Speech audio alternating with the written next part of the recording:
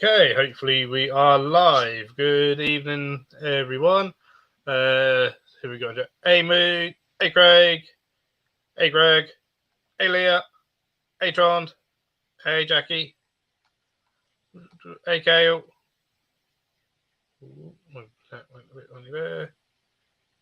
Oh, there'll probably be some more come in as well.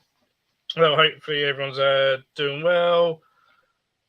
So, if I haven't spoken to you beforehand, hopefully you've all had a good Christmas and a good New Year and stuff. Hey, Mark and Victoria.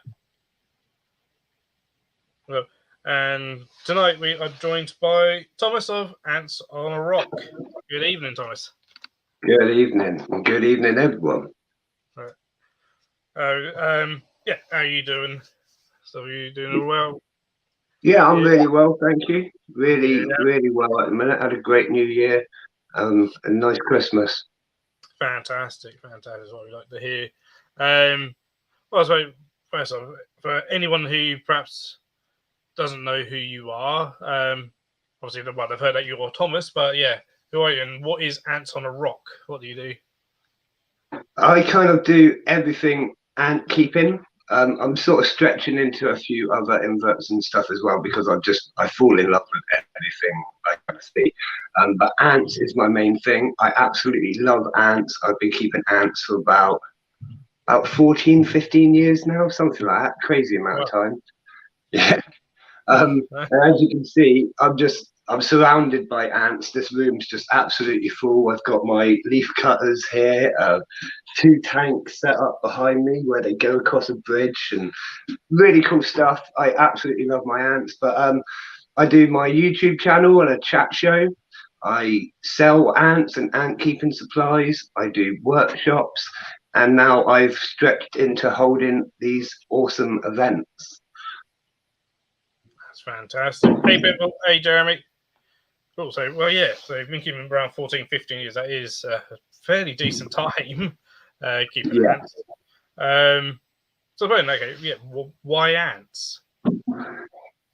It's always been something I wanted to do. When I was really young, I always said to my mum, "Can I have an ant colony? Can I have an ant colony?" And the best I got was kind of sea monkeys. As the minute I got out on my own, I was like, first thing I'm doing is I'm buying an ant colony. And I can be honest, it was rubbish. It was more of a toy at the time because back then they didn't really have the nest setups that we have now. But yeah, it's been a love since I was a really young age. I can't tell you why. I just find them so interesting. All their different traits, obviously, different species of ants doing different things. I absolutely love it. It's amazing. It's what makes me who I am, I suppose. That's it. No, definitely. I mean, I certainly remember seeing, the various ant nests, back in the day, 15, 20 years ago that, I'd look at nowadays and be like, what the hell's that? Like, like you look at some of them now and you kind of think that's like not fit for purpose, but that's going off what we know now. In the last 10 to 15 years, knowledge of ants and ant keeping has increased massively. I'm just going to answer a question from Pinball Wizard. If you're looking for ants, you can get a colony from my website on the shop page. We start shipping again like next week or the week after, depending on the weather. There you go. Yeah, and I've put the website link is in the chat, so you go over and check it out, as well as YouTube channel and Instagram. Yeah, thank you. But yeah, no, it's definitely ants. From my perspective, it seems to have taken off and getting more and more popular. Yes, definitely. Certainly, this past sort of year or so, 2022 and stuff, and even like into 21 and stuff, is like they sort of certainly getting up more and more popular. I mean, I first came across like the ant hobby, if you like, with Antkit. Seen like a few years ago on the various sort of shows and stuff. But like looking at it now, there's like quite a decent number of ant vendors nowadays. And there is a lot.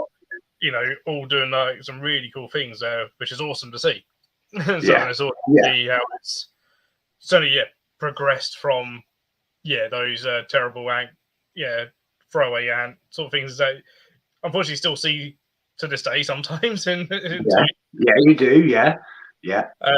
But as much like with with the reptile sort of hobby, I saw Tel Hicks a few years ago done a talk on how that had changed, and is that when he first started, the biggest innovation was a plastic tree they put in the turtle tank and stuff, and that was seen as innovative and stuff.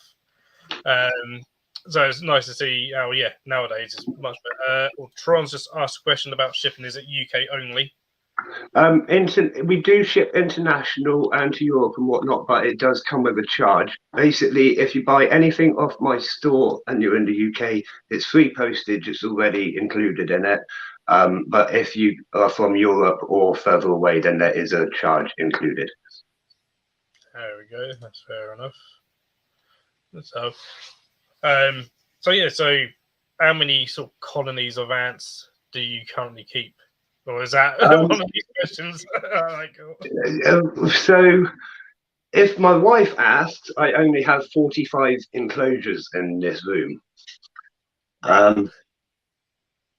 That's just the ants, I suppose. But I also have obviously the hundreds of test tubes for the shop stuff as well. So, quite a few. I've got quite a few ants.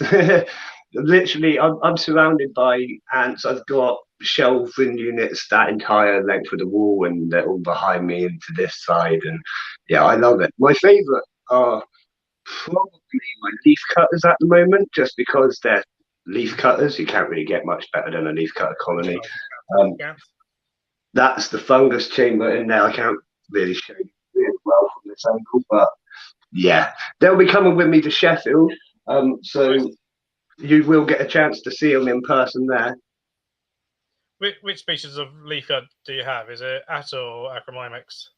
That's the Acromyrmex. I thought it's the more responsible kind of choice. You know what I mean? A bit easier to manage, especially if I'm planning to take them to these shows. I mean, Sheffield is about 300-mile journey there and a 300-mile journey back, and I've got to keep them at pretty much an exact temperature and humidity the whole time. They're quite delicate. Well, the fungus is delicate, isn't it? I work with leaf cutters at work, and I've got Acromyrmex now.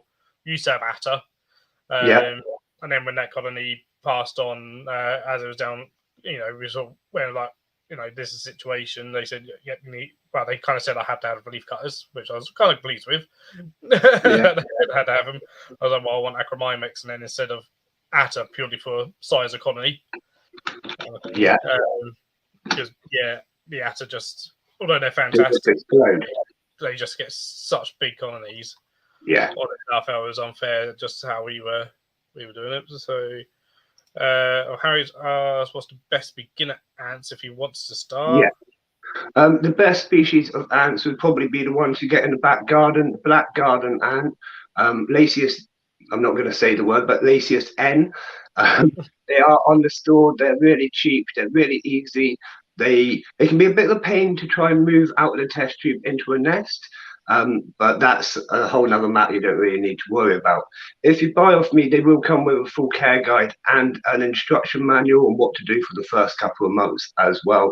Because obviously when you make those beginner mistakes, especially in the first kind of stage, so it's, we give you a full care guide through. That's right, definitely. Leah's put that she likes Lasius flavius. Yeah, Lasius flavius are really great. They're an amazing ant, but I wouldn't recommend them as your first or only ant species because they spend a lot of time underground. Like 90% of their time is spent underground. So you'll find yourself pretty bored, basically. They won't be venturing out to forage like Lasius niger would, said the word. That's right. I know that some people have a problem with the scientific name, but yeah, I mean it can raise eyebrows, and it's to be understood. It is spelled almost the same, I believe. I'm not even sure. Well, it's the same as a country. Yeah, there you go. It's not worth getting censored over, is it? Kind of thing. It's how you pronounce it as well. Yeah. Yeah, definitely, definitely. But yeah, I mean, I've got three colonies of them at the moment. They don't bite. They're really easy to keep, really hardy. They don't mind pretty much any temperature. They're really easy with humidity. And yeah, and if they do escape, which they don't tend to if you use a good barrier, again, they don't bite or cause a mass issue. Some ant species you get, if they escape, they'll take a queen with them because they've got multiple queens and they're building a satellite nest basically, and that's when you've got a big issue. So something like an ACSN, you'd be pretty safe with. Yep, that's it. Hey, Russell. So, Jack seems that they may need a name change, so that's down to the scientific really. What they decide. And so Gray says, yeah, stuff there has to be so careful. I think it's more a case of people mispronouncing it accidentally, which is easy to do, I suppose. Right, so the bullet ants, I haven't got the real bullet ants, and I really, really want one, but they're quite hard to get hold of. It's on the list. But I do have the Asian bullet ants. I've got a nice colony of them. And again, they'll be coming with me to Sheffield to the event. So you'll have a chance to see them in person. They are kept in with a barrier solution that, again, I sell on my shop. And they pretty much can't climb glass anyways. They're really bad at climbing, so you don't have to worry about it. I just wouldn't recommend putting your fingers inside the tank. But if you do that, it's kind of like you've waived your own insurance, you know what I mean? I'm not entirely sure what happened there. StreamYard kicked me out. It kicked you out. I was still here. I was still talking. Just randomly, just suddenly kicked me out. Okay, well done. It does that. So, yeah, well, that's good. So, yeah, you got the leaf cutters, which I found out they're probably one of my favourite ants because they're the ones I work with, and people love seeing them at zoos, especially when they're busy. And so, yeah, exactly. fairly young sort of colony that got burst building up nicely and stuff. I see you got that tank at the back of you that's got a bridge going between the two tanks or something. Yeah. What's that about? Right. So the bit that way, that tank there, it was big, and I put a Polyrhacus dive colony in it, and now they're weaver ants, right? So they live above ground and they use like sticks and debris and silk from the larvae to weave their nest. It's really cool. They've continued to grow to the point where it's almost the entire length or width of the tank now. Sorry, the entire width. It's about 2/3 of the width of the tank. And they've just had a nuptial flight, a mating flight as well, within the tank. So they've gone from about 2 queens to maybe 12, 20, maybe more. So I was a little bit worried that they're already massive and they're going to take over the whole tank, basically. It's not long before they take over. So I thought if I build an expansion, then like it kind of gives everything, because there's lots of other things living in the tank, like vampire crabs, millipedes, and isopods, and spiders, and stick insects, and just about anything you can think of lives in that tank. So I thought I want to sort of divert a lot of the ant traffic and feeding away from the main tank. So I built the second tank, and then I thought, how am I going to connect these? I don't want to drill into the glass of the main tank, because if it breaks, then all hell could break loose. So I just thought, why not make a bridge? You know, they're pretty good climbers. They're weaver ants. They're, you know, this is what they do. So it just kind of made sense. And honestly, we haven't had any fall off yet. We've had darkling beetles make the journey, isopods make the journey. It's been quite interesting to watch the like movement between it, and yeah, it's really cool. And it has worked really well. So we feed in the new tank, and again, it has diverted a lot of the traffic away from like the pond area and areas like that. The pond area is sort of a problem area because I don't like drilling glass, so I've got the pump for the pond. The wire literally comes straight out the tank, and the ants can leave whenever they want, past the barrier. It can be a pain sometimes. They tend to stay in the tank because of the environment in there is more suited to them. and obviously that's their life, you know. But you do find the odd one or two ants walking about the loom.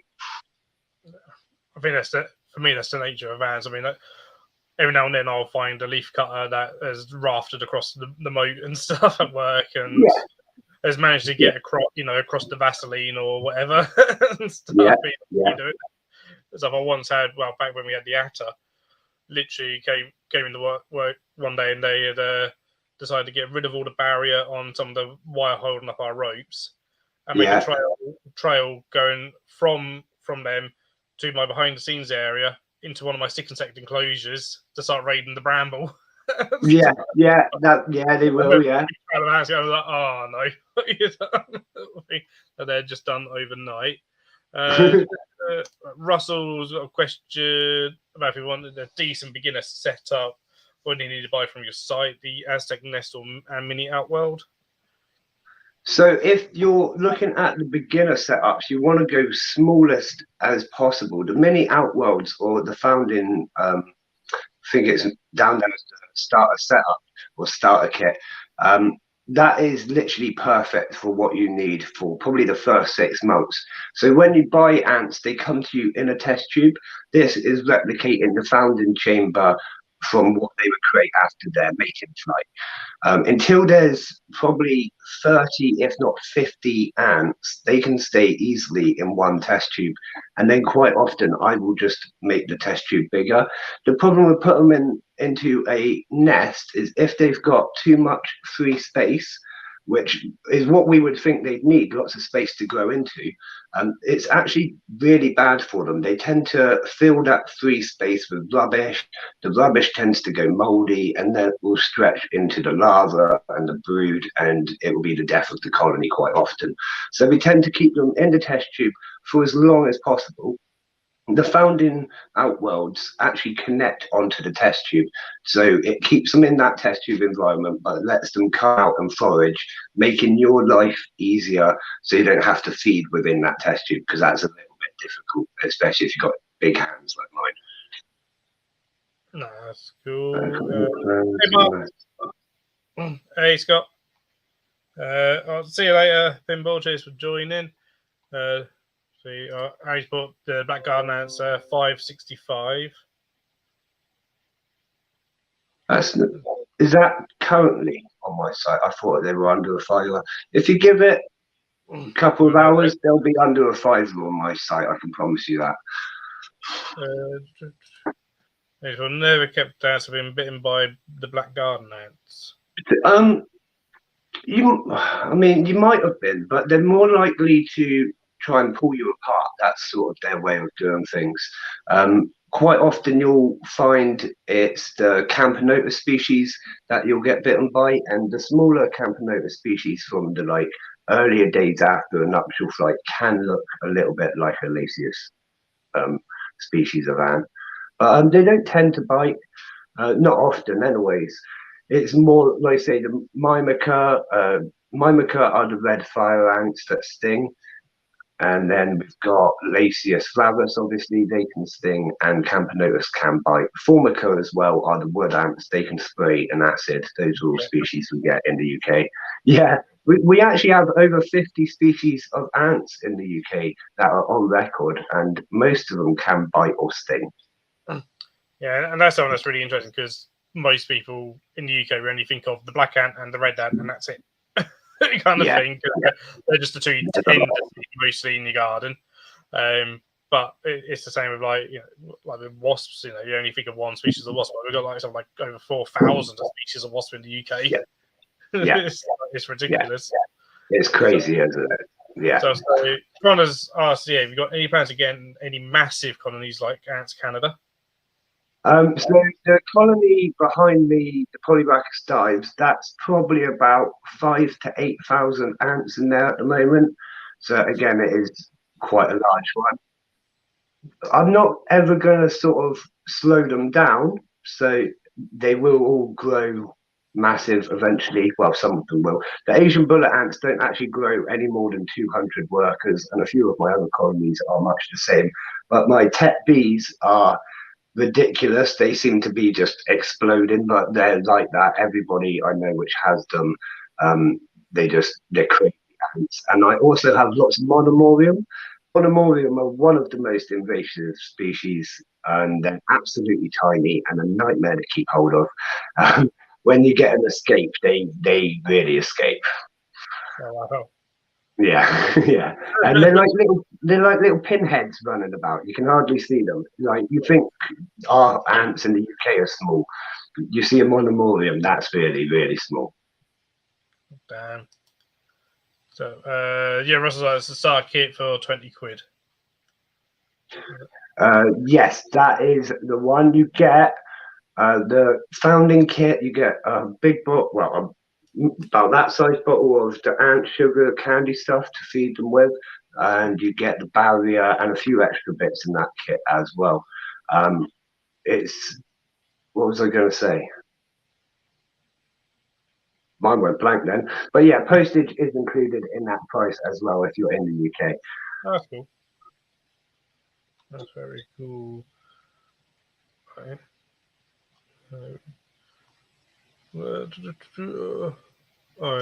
James, well, I'm aware of a massive Formica reefer colony. It's so cool to see their hunting trails during the summer. Nice. Yeah, Formica reefer are an absolutely amazing species. I have a colony of them myself. In fact, Formica in general are an amazing genus. They're the wood ants that you see out in the forest that create the big piles of wood. Really cool species. They're a little bit dangerous. Like if you were to fall into the nest, they can cause you a lot of harm. I don't think they could kill you, but it's not worth testing it. They can bite. They can spray acid. Yeah.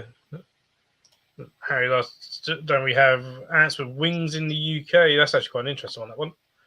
That one. Right. Wings for a short period, don't they? It's only certain ones. That's it. So when an ant colony reaches a certain stage, it will start to produce male and female prince and princesses, basically, and they are the ones with wings. So at a certain time of year, normally 2 or 3 days where the weather's just right, normally in the summer, they will take to flight and they will mix with other ant colonies and mate in the air. The males will fall down dead, generally pretty much straight away, and the females will fall to the ground, tear off their wings, and then dig their founding chamber to start the process of laying eggs. So we do get flying ants, but it's actually almost every species has flying ants. It's sort of like a general misconception that flying ants are the species, but no, they are the kings and prince and princesses. Yeah. Yeah, that's it. It's more interesting to see. I mean, at my work, our tortoise building, every year they'll do like lasses will do a nuptial flight within the tortoise building. I'll suddenly go and it's just black ants everywhere, and I'm like, where you come from? Yeah. So, just like, that's cool. And the air will be black with them as well. Like, yeah. So and you're like, oh my god, I've got to clear, try and get all these out of it and stuff. Yeah. And I know Stratford Butterfly Farm, they had, I think it was their atta, one of their atta colonies, had a nuptial flight within their main butterfly house. That's cool. And then just set up a whole brand new colony in there. Yeah. Just naturally set one up. Wow. I thought they'd set up, especially, and they're like, nope, it decided we found a queen just randomly. They had a nuptial flight here. So one of the few places that have leaf guards actually do a nuptial flight within captivity, and it succeed. I mean, that's it. It's so rare in captivity for them to have a nuptial flight and succeed as well. That's so cool. Scott's asked how many non-native ants are now established in the UK and what are they? That's a really good question. Okay, so this is actually something the UK government is looking into currently. Like this year, they're going to be looking into it massively because they don't have a record of it. They know that there is invasive ants, and we have got records of Solenopsis invicta. I think probably the tet bees and quite a few ants have now become established in the UK, but our winters do tend to kill them off. It only tends to be the Invicta that I think stays around throughout the winter, and that's because they're just so hard to get rid of. But in general, they don't have a massive idea at the moment. I know a few years back, we had such a crazy nuptial flight over in France, and the winds actually brought over quite a few European ant species to England. So it's kind of hard to track on that sense, I suppose. But I know the UK government's looking into it massively over the next year. That's cool. Cool. Russell asked, yeah, which ants do you include in the starter set for £25? So if you get the starter set with ants, which I believe that's what we're talking about for £25, you will get the colony of Lasius N with the starter set. Okay. It's a fairly decent sized colony as well. Want Ants on a Rock giveaway on a live over Christmas, and you can't wait. I can't wait to send that out. Actually, I've got a big pile, we could say, of boxes that I'm slowly putting together for orders. And yeah, I can't wait to send them out this year. I'm really excited because a lot of these products are brand new on the store. I've only just added them over the Christmas period, so I'm really excited to get them out and get them going. That's cool. Leah says she won ants ages ago and they died after one day, got a replacement. They also died. No idea why. Sometimes I will say it depends on the seller. Some sellers, don't look after their ants the best. Sometimes they send them and they die in the post. Lots of things can happen. Ants can obviously die naturally as well, depending on your ant colony, the species. They could be quite sensitive to the vibrations, the light, the movement, whatever.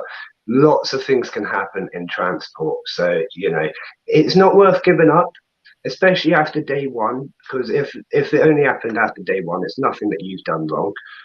You probably can't kill ants that fast, not really. So yeah, definitely try again. It's a bit of a shame, weird one, but I'd definitely try again. I mean, it could be anything obviously things like tarantulas and stuff have lots of young in that only maybe in the wild a certain amount are actually ever going to make it. Is that a similar thing with ants where not every single new queen is going to be successful anyway, and sometimes there's just nothing, even in perfect conditions, there's perhaps nothing you can do that so many are produced for that. Quite often you'll find that there's you can get infertile queens. They'll still lay eggs, and you'll think that you're fine, but when they hatch, they actually hatch into males, or they just won't hatch or develop at all. You sometimes get the smaller queens that are the weaker ones that got fed less in the nest before the nuptial flight. Sometimes they don't have the strength to actually raise the brood, because during the whole founding period, most ants don't actually eat, or ant queens don't eat. They raise all their brood using their fat stored up from before the nuptial flight. So if they haven't eaten enough, they tend to kill themselves that way. There's quite a few multiple factors, not every ant's gonna grow a colony, definitely not. Well, hey, Crazy Antics. So, I'll try and catch up with the chat a bit. I think Tron fell into, I'm guessing, the wood ant nest 1 meter tall. Ooh. Yeah, that's a horrible experience I wouldn't wish upon anyone. In fact, I recently joked with someone, if I ever had something I needed to get rid of, I'd chuck it in a wood ant nest, because they just destroy anything you put in. That's it. Hey, Tyler. Very few people probably fell in with it. Yeah, Leah's sister fell in with ants nest. Fell in with ants nest. It's not nice. I won't recommend it. Roadside snap, landed it on a red ant. Ooh, yeah, been there. Now I will say, my acros, I would rather be bitten by 100 acros than stung by one red ant. Atta, when they bite, that can hurt. They hurt, yeah. That's a bit different, but acros, it's like a little pinprick. They don't. It's not much. And I find they're very reluctant to as well, or at least my climate very reluctant to. Whereas, whenever with the Atta, if I got a soldier on me, you knew about it. Yeah, they're just angry all the time. Yeah. Also, Leah said, she kept black ants no issue. It was a Camponotus that was the issue. I kept black ants no issue. It was Camponotus. Yeah, Camponotus. Yeah, they can be a little bit difficult, annoying, to say the least. Very difficult to get off the ground. Sometimes they just won't lay eggs for months and months and months, and then they'll just start. And then even when they do, you only get like 2 or 3 workers to start with. It takes a long time with Camponotus. Again, they are great species, but not one I would recommend to have as like your only ant species, because you'll just find yourself bored and buying more anyways. That's fair enough. So the narrow-headed ant, what happened to them? Narrow-headed ant. I cannot think what the narrow-headed ant might be. There's so many different names of ant species. I can't think what that might be. I'm not entirely sure myself. But it'll be based on order when it's warm enough to start sending out. It really wants to try ants. Yeah, that's it. We're going to be starting up sending again in like a week or so, as soon as the weather is good enough. And it actually is quite mild at the minute, because otherwise I would be holding off a little bit longer. But at these temperatures, we're not too bad, and I have got heat packs if it drops a little bit, But if it gets colder, I won't send them, because it's just no point in sending an ant colony that's going to die on the way. So that's what do you think of the growing trend of being stung by bullet ants on social media? Right.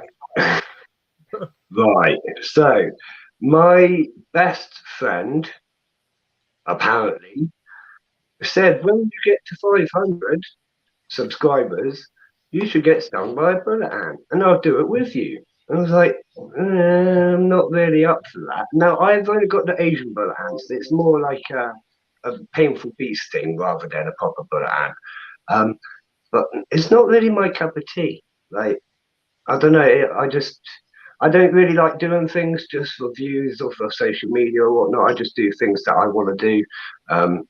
I film what I film, and I don't really do it for the views. So, Leah done a show a few years ago for a charity event, and they placed us on an ant nest. The feet were covered in bites. Oh. Yeah, that's not very good, is it? They might be the ants that Harry was on about. But that, honestly, I can say that's a new one for me. I do not know that species. Like say they might have disappeared. I don't know. It's not one I've come across. It's not one. But there's like so many ant species. I can honestly say I don't know them all. Not a chance. Hey, Steve. I said people be stupid. That's thought on the whole for me, and fair play, Thomas. So, unfortunately, you get things like in all walks of, especially with social media, of people, using animals, the wrong way and stuff, and being like, oh yeah, I'm going to get bitten or stung or whatever. I wouldn't do that. I just, I don't, like I say, I don't even handle my tarantula and things like that, just because I'm not confident that I couldn't harm him. It's not about him harming me. I don't see the point in. I just leave them to live a quite natural life. I don't want to get in the way, you know what I mean? Definitely. Scott's asked, is there any plans to jump rock and move to the mainland? I suppose this can go into kind of as well where your name Ants on a Rock comes from as well, actually, for people that don't know. Yeah, so I can honestly say, Scott, I am never moving again. I've moved twice this past year. We've Oh, just wow. moved into here. As you can see, I haven't decorated. I've still got like 70s wallpaper from the last person that lived here. Retro, But retro. It's in yeah, fashion. yeah, it's flowers, so it's fine. It kind of fits in with the nature theme. That's it. Um, but yeah, we only moved in December. It's a beautiful house with a massive garden, room to extend and create bigger workshops, and I've got my own little gym area, which is sort of important to me. And yeah, we're really happy here. So I very much doubt we're ever going to be moving again. Again, so my name, if you don't know, Ants on the Rock is because I live on the little island of Portland. Pretty much all it is just a big rock in the ocean. We're about 2 miles off the mainland. And yeah, it's just a big rock and there's ants on it. So Ants on the Rock. Yeah. Greg says, yeah, your rock is a beautiful place. No need to move from it. He knows it well. It is. It really is a beautiful location. Out of my office window, where I am right now, although it's dark, I get to view about 5 miles up the side of Portland, or maybe 4 miles up the side of Portland that way, as far as it goes, right to the end. And I get to view probably about 100 or so miles of coastline that way. I've just got panoramic view of the sea. It's awesome. That's cool. That's cool. So, well, you got the ants. And you said you got things like vampire crabs. Vampire crabs are amazing, amazing things. I love vampire crabs and various other Yeah. things. What sort of other invertebrates are you keeping? I kind of have a mix of everything. So we've got my mantis has actually just died, so I'm going to get a new mantis. I'm looking for a communal species next because the enclosure I had for him was like way bigger than he ever needed. But yeah, so he's just passed, unfortunately. We have a tarantula. We've got tons of different roaches, isopods, scorpions, beetles, stick insects, vampire crabs, spiders, snails. I'm sure there's other stuff.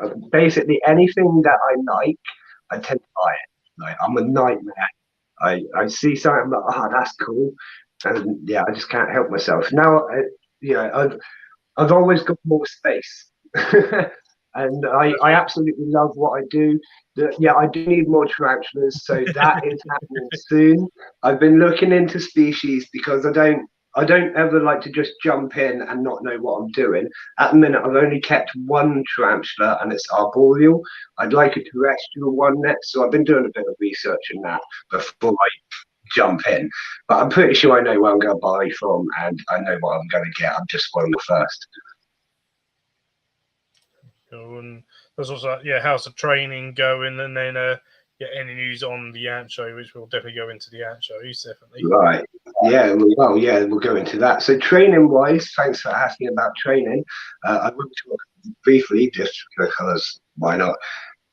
Yeah, it's going. I'm starting to get back into it. I've been super busy because I like just concentrated all my efforts into the shop and the shows and everything like that. So I stopped competing as an athlete for this last year. I haven't competed at all. Actually, that's probably the first year in many that I haven't competed.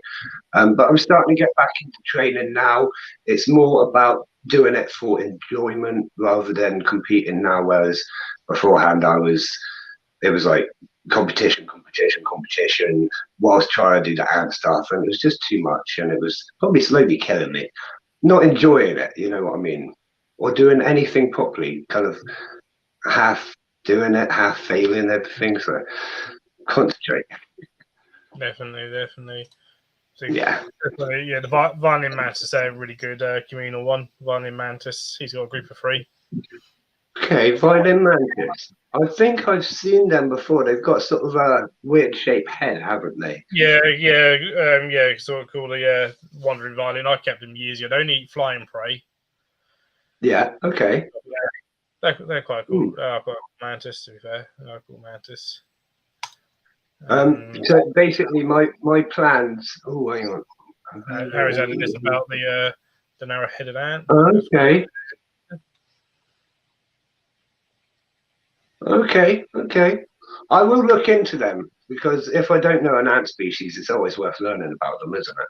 Might have to ask my friend who's up in Highland Wildlife Park working on native invert conservation up there. He might know something. He's one with the hoverflies up there, but might know something. Might know something. I think I'm going to buy most of like my next purchases at the show because there's going to be such an awesome range of stuff there. It'd be stupid not to. I'd say red ones are Arizona has the most number of ant species in all the states of the US. That wouldn't surprise me. Due to their climate, it's just kind of perfect for ants. Oh, I haven't mentioned the world-famous duck races yet. I do like my duck races. I do my duck races on my streams, which I do every Wednesday and Sunday. I've had you on before, haven't we, Phil? And it was great.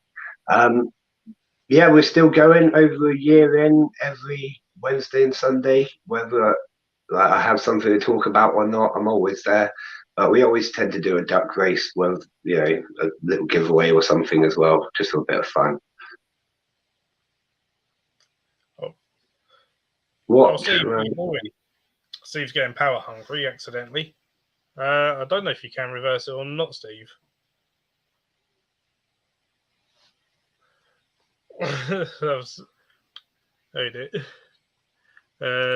Russell's asked, what tarantula do you have?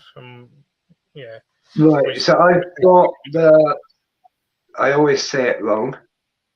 Don't worry about pronunciation. We all pronounce things differently. We pronounce things in English. Carabina versicolor, is that right? Yeah, Carabina versicolor, yeah. Right, yeah, cool. That's what I've got at the moment. I'm not 100% sure on what I want. So, like I said, I want a terrestrial.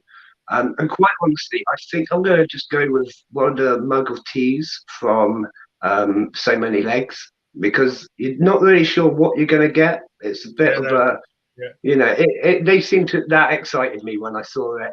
I thought, and I'm sort of just doing a little research on how to keep tarantulas and whatnot, and then when I know what I've got, I'll actually do the research into each one specifically. Yeah, definitely.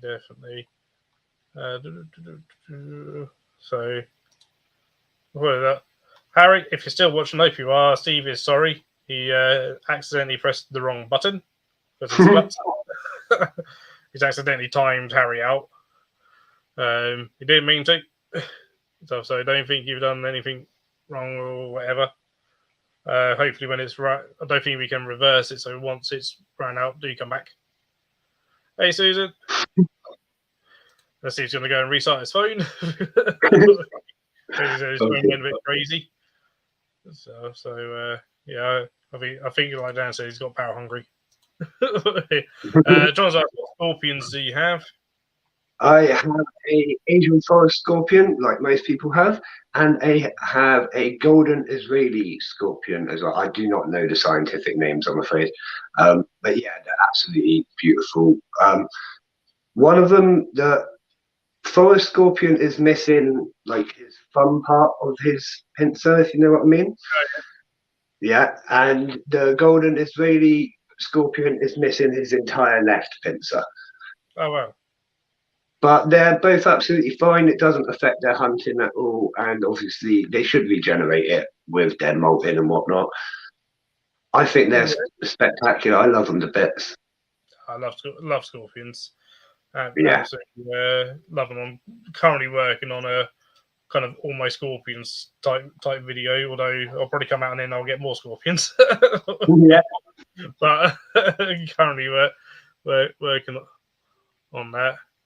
Tarantulas are addictive, Thomas. You have been warned. So it's the same with it. I find that's the same with everything.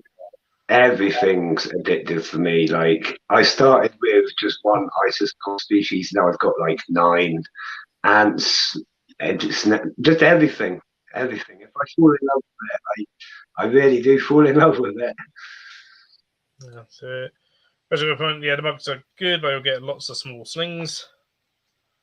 Yeah, exactly. Like I had a look at them when I heard them mentioned on the Unseen Universe raffle giveaway thingy that he did, and I was just sort of blown away by how cool they look.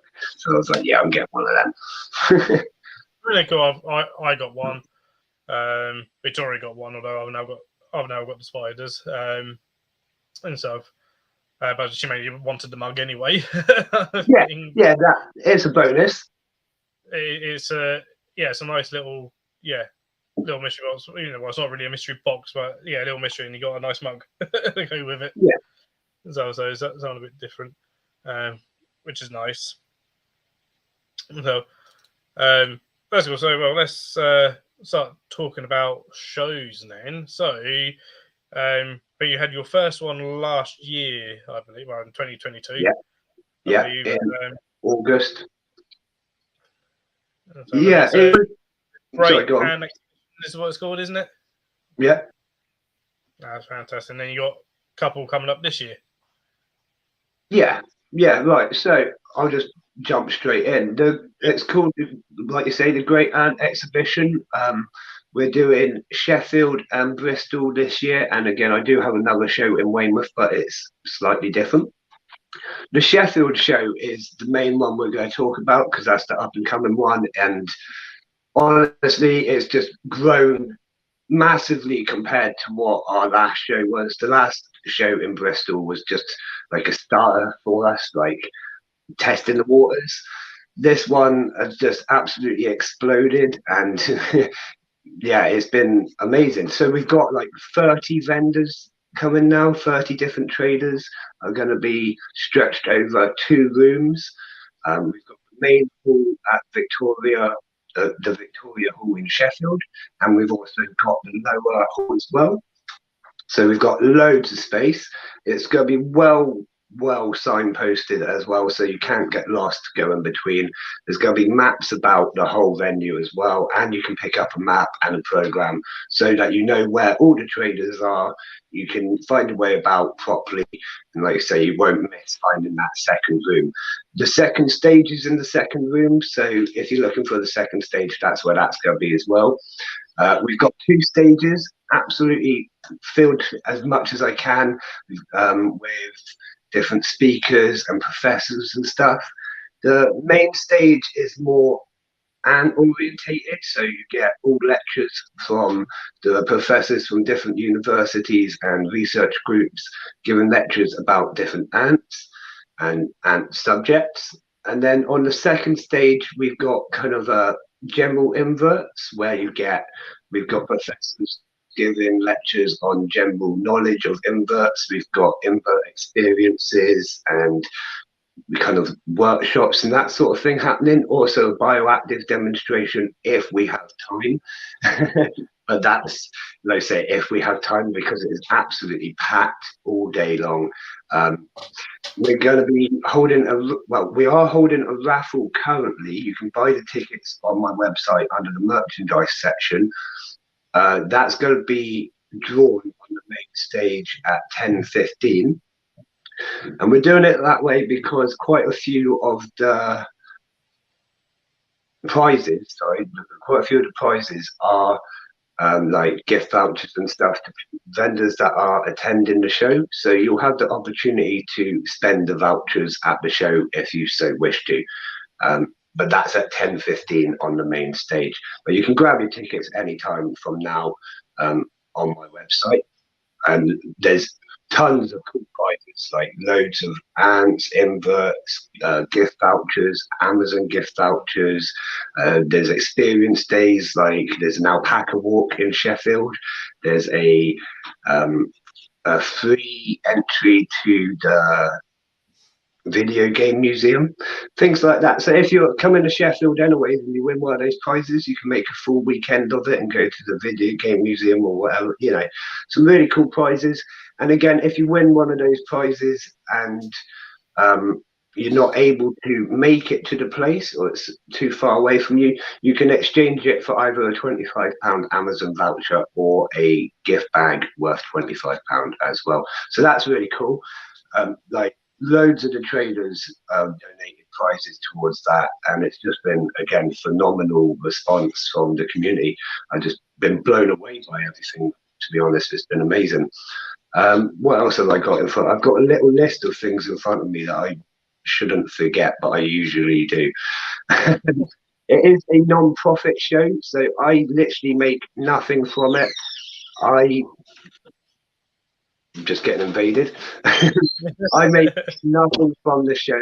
All the money gets split in half, basically. It gets reinvested back into the show, and then the other half goes towards research and conservation and those sorts of things. So it's really a thing of love and passion for me. It's not a money making scheme at all. That's cool. That's cool. Yeah, and that's the same with the raffle as well. I make no money from that. It all gets split up in exactly the same way. And the aim is really to improve the show. That's why we are putting some money back into it, because again, we are starting from nothing, and I am a team of just me. So yeah, and as you can guess, these shows do cost a fair bit to put on. So any kind of extra I can put into it just to improve what I can provide as a host, better facilities, better entertainment, better amusements. It will all come. But I think we've done well for what's going to be at Sheffield. It's going to be an absolutely amazing event. So there's going to be exhibits as well. We've got a large exhibit area where I'm taking some of my ant colonies. We've got other ant shops bringing some ant colonies as well, which I'm super excited for. So we're going to have a nice little exhibit area over in the side, as well as all of the traders and whatnot. Face painters for any kids that come along. Under 13s are completely free because this is a family event as well. I want to really encourage those younger people to come and experience what we've got going on. And on that, we've got face painters, we've got experiences where you can go up and hold the inverts and things like that rather than buying them. We've kind of just gone all out on everything. We are in pretty much the middle of the city centre, so parking is a little bit difficult. There is several car parks really close by, but none literally outside of the venue. We're also right next to the main tram interchange, is that what they call it? And bus sort of interchanges of the city centre as well. So no matter which way you're coming, you will be able to get to the venue really easily. We're right opposite the Crucible Theatre, I believe it is. It's quite a famous big theatre, so obviously we've got great transport links. Yeah. If people do like you guys, they can perhaps see the Crucible at the same time, kind of thing. So, if you want to go the day before now. I want to go the day before. Yeah, exactly. If you can help in any way, let her know. Thank you very much. Thank you. Yeah, I do most of it pretty much all on my own. It is a real passion of mine. I sit here from like the minute I wake up to the minute I go to bed, pretty much just typing away, trying to think of the next big thing to make the show more awesome. It's really like we said earlier, ant keeping and invert keeping in general has come so far in the last 10 to 15 years. Technology, knowledge, and experience. Like I wanted to showcase it, and that's kind of why I gave it the Great Ant Exhibition, because obviously the Great Exhibition, what Prince Albert set up, was like a showcase of all the newest technology, the new cool things, and you know what I mean. So I kind of thought we can do that with ants and inverts and have like a massive celebration of everything awesome in the hobby. That was my plan for it, and that's really what it's turning into. I have it on here circled that I need to tell you as well. You can buy your tickets online or at the door. If you're buying at the door, because we're going to have separate doors for each, if you're buying at the door, you obviously have to queue and buy your tickets that way. You'll get given a wristband. Make sure you keep your wristband on the whole day. I'm sure you know how things work. If you buy online, you can literally scan your ticket, grab your wristband and walk straight in. There shouldn't be a queue for that. And I think there is still maybe 3 or 4 early access tickets available as well, which get you in 45 minutes before the main crowd. So if you want to jump on that, they are still available. And that's on your website, yeah? Yeah, that's all on the website. If you go on the main page, it is probably the first thing that you're going to see is a thing about the Great Amp Exhibition Sheffield. Click on that. It's got loads of details, including the schedule for the day on both the stages. I think it's an almost full list of traders, although I've had a couple more requests, so I might add them last minute. Why not make it more awesome, wouldn't it? But yeah, so everything you should need to know is on the website. But obviously, I'm on pretty much every social media as well. You can contact me and ask me questions, send me an email, whatever. I always get back to you. So I will say that Lee is going to be there as Boylan Crafts and Unusual Pets. I'm going to be there along with parents as Amazing Reptiles and Incredible Inverts and stuff. So we're going to be there, and it's I think we're all looking forward to it. And so it's going to be kind of a bit of a different sort of show to the normal shows. Yeah, that's it. It's definitely different. I've been told by a few people now it's definitely very different, but I didn't want it to be. I didn't want to be stepping on toes. I don't want to be doing what other people are doing. You know, they do what they do amazingly well, especially Invert Shows UK. Like, they are amazing, and I wouldn't ever want to try and compete with them or step on their toes or anything. And in fact, I've actually asked them quite a lot for advice and things, and they've been really helpful with letting me know how to set things up, basically. I would never want to step on that toes. I want to do sort of something different, more of like I said the other day, more of like a festival. Like, you'll have to see it to experience it, I suppose. That's the only way I can explain it now. No, that's cool. That's cool. That's right. Yeah. So, what is the date of the Sheffield show going to be for everyone that's perhaps wondering? Yeah. So the date is the 11th of February. And on that, you've just reminded me, we do have a bus coming up the east coast of the UK, all the way from Dorset, travelling past Bristol, Gloucester, and all of that way up to Sheffield the day before, and returning about 3 hours after the end of the event at about 7, maybe 8 o'clock at night. We'll be heading back, arriving back in Dorset at about 1 o'clock, 2 o'clock in the morning. But there is seats available on that bus for anyone that's looking to come but hasn't got transport or wants to make it slightly cheaper. There is a cost implication, but it is a lot cheaper than if you had to catch a train or something like that. And you'll be on the awesome AMP bus, which is just going to be like a big party. No alcohol, though.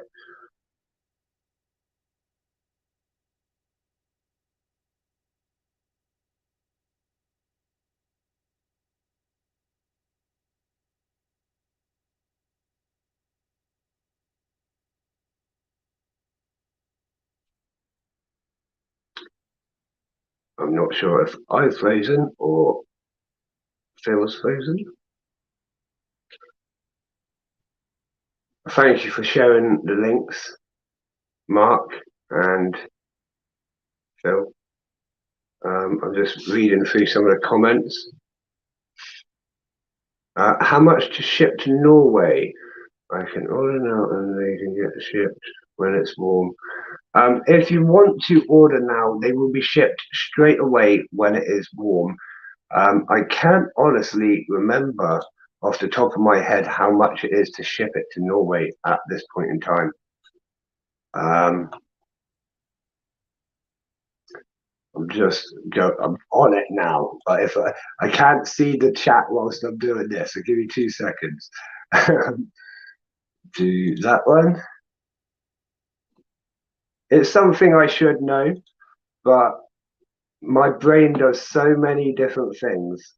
Right, so it says there is a £7 flat fee, right, and that's regardless of if you buy ants, if you buy Formicarium, if you buy a big package, it will probably go up. But there's a £7 flat fee if you buy from where was it? Sorry, I just remember it was from Norway. If you send me an email, I hope I say this right, Trond. Send me an email on my website. You're right, Phil. It's all right. We're still chatting. Send me an email on my website, Tron. We will have a chat. I will sort you out the best deal possible. I won't charge you for postage. I will literally take it to the post office, find out how much it's going to cost, and then we'll charge you for postage, if you know what I mean. We'll do it that way because I feel like that might be off. I don't know. But send me an email. That's the best way. Oh, right. For some reason, this time my Wi-Fi decided to turn itself off for a moment. It happens. Like, I'm on an island. I know what bad Wi-Fi can be like. Trader, sorry, there's a question here that I've seen. Yes. Yeah, that one. So trader, parking and access. So access-wise, let's just tackle both at the same time. So parking, again, you're going to need to find a parking at one of the multi-story car parks. They are there's one pretty much opposite and one just down the road. To unload, there is a lay-by sort of drop-in bit outside of the venue. You're able to come and park in that. I will be at the door personally during the access bit for you with my staff so that we can help you unload your cars super fast, make it just really fast and fluent. Then you can go park your car. If you're on your own, we can watch your stall. One of my members of staff will do that happily. If not, you can leave whoever there, whatever, and then do it like that. That is the best situation I've been able to come up with for parking at the venue. If I'm completely honest, I don't drive. So when I booked the show, it actually wasn't at the top of my head about parking. And again, that's something I've definitely learned from for the future, and I will be resurrected. That's cool. I mean, yeah, we chose you. We've only done one so far, and then this is only going to be the second one. And in this case of each one you'll learn other things and go, all right, I need to, if I do this, it'll improve this, or and that's the way. It's all growth, isn't it? It's all. That's it. Sometimes there's things you don't necessarily, think about because it's not, and then you're like, oh, actually, yeah. So at the last show, I literally forgot to make any signs which said toilets. Half the people got lost trying to find a toilet. Simple as that. I've sorted that this time. That's it. So that's all cool. So big question is why Sheffield when you live so far away from Sheffield? So we do Bristol, and like I said, I've got a little show that I do in Weymouth, but there's nothing like up higher. You know what I mean? There were so many people that I was talking to about coming to Bristol, and it was too far for them. And I thought, well, if they can't come to me, I'll take the show to them, and it makes no difference. I will travel the world if it comes to it, I just want to spread the love. I don't know, that's fair enough. Because a lot of people do say about there not being perhaps enough shows, more sort of Northern England ways. We've got obviously the Barnsley show coming up in March within UK, and then you got the IHS, which I haven't announced yet, but I'm going to presume it's still in Manchester, and that's really it in terms of the Scottish show, but that's kind of it really. Sort of up that way in some ways. So the Bristol show, is that kind of a similar sort of thing to what the Sheffield will be? Yes. So the Bristol show is basically almost the same as the Sheffield show. I based them on the same sort of layout. I like to have the two stages and the traders and the whole exhibit. It's going to be almost the same, just a different variety of people there. Yep. That's cool. And is that going to be in August again? Yes. Is it So at the moment, in front of me, the date says the 5th of August. There we go, 5th of August at the moment. Yeah. It's at the Fairfield High School, and that's the same venue we had last year. It proved a really good venue for us, lots of space, and we can utilize it much better now, as well as extra spaces that are provided in the venue. It's going to be our last year there as well. 2024, we are looking at a bigger venue for Bristol because we want to bring that to the same size as the Sheffield show, which is kind of growing massive. That's cool. Harry Yeah. says, by the way, his first invert show. That's awesome, Harry. First show. See, experience. Yeah, as you gain more and more experience with the shows. I mean, I've never organised a show, and I imagine there's lots of things that I probably never even thought about. And stuff. There's so much that, like, I just, let's say, little things you don't think about. I did all the big things, like book trailers and the speakers and all of that lot, and then we got there and we realised I hadn't like got wristbands at the last show, so we went out and got a stamp and solved that issue. But it's those little things that you don't think of until you're experienced, like you say. I can honestly say I actually haven't ever traded at an invert show, not even one of my own, which is sort of weird. Not even locally either. I do workshops where I go around and teach children and well adults as well. I teach everyone about inverts and stuff, but I've never traded at a show either, so I haven't even got the experience of sort of attending in that sort of way. So I did kind of jump a step by jumping in and wanting to do my own shows, but that's just me. If I want to do something, I tend to jump in the deep end and see how it goes. Yeah, so Greg says going try and make the Bristol one, as he can't make Sheffield. That would be spectacular. I mean, we are already taking bookings for Bristol, and it's starting to look like a really great show already. Much, much bigger than last year's Bristol event. It's going to literally blow that one out of the water. I think it might even start to make Sheffield look small if we carry on the way we're going, because we've got quite a lot of time until the event as well. That's it. You know, and I'm sure there's going to be people that but hopefully come to the Sheffield one and go, hopefully go, that was really good, really enjoyed that. Let's also do the Bristol one and gradually each time get that little bit bigger. Yeah, I mean that's what I hope and that's what I dream. Definitely, I think it's sort of coming together. I can't really explain. I'm really bad with words. Bear in mind, I'm just bad with words. So, but I feel like it's really sort of gaining the momentum that I feel it deserves, if you know what I mean. Like the last show was a lot of me putting it out there still, whereas now it's got that general interest in the community already. It feels much more of a real thing. Yep. Yeah, definitely. Which is really, really cool. I'll see you later, Mark. Cheers for joining. So now let's go again from people that missed earlier. I mean, Michael asked about how many ants you've got. Thousands.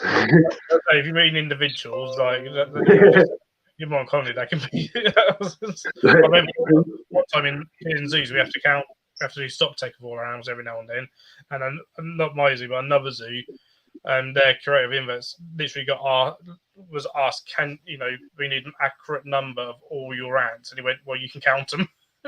He was like, I'm not counting a colony. Like they can be one colony, or you're counting it because I'm not. So, believe it or not, I've been talking with a professor over in the States actually, and part of the research he does involve counting and indexing every ant inside of an ant colony, and like where they are. Yeah, so he does actually count every individual ant of an ant colony. Yeah, I know. we've been talking a lot recently about one of his theories that I've actually challenged, and it's causing quite a stir over in his research lab, actually. Yeah, but we'll see how it goes. Like, it's all in the good of science, you know, asking questions to find better answers. Um, and again, he offered me the chance to come over and or even do a little bit of actual like ant counting and that. I can't do that. I don't think even I have the patience to sit there and because what if they move? If they move, you're done. Like that's it. There's certain things I'll count, and there's certain things lucky enough I'm like where they don't ask me to count absolutely every single thing because some zoos can be really, really. But when it comes to like, I know one where literally they're not allowed to dispatch their stick insect eggs, but they have to count every single stick insect egg that's laid and record every single one. And it's like that's just stupid. That's just stupid. Yeah. It's too much. No. I didn't, and the keeper's like, no, we don't like doing this. They have to do it. And it's like, no. Oh, hey, man. They're gone. I was just saying, hey to Matt that's in there. So he's joined Tarantula Rookie in the chat. So you carry on. There's a question here from Harry. Ants are cannibalistic. Now, that's debatable, right? A lot of older generation of ant keepers would say that they are, and a lot of my sort of generation would say it's more species dependent.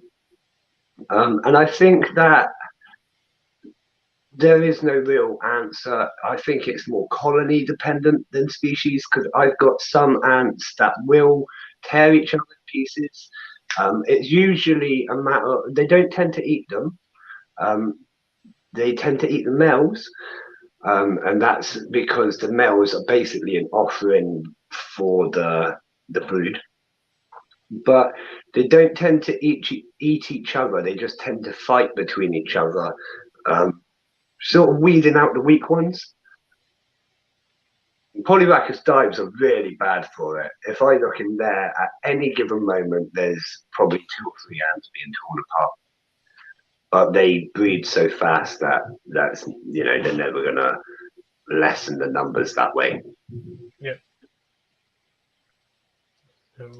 Yeah, my thought, how the heck can you count every ant? They don't stay still long enough.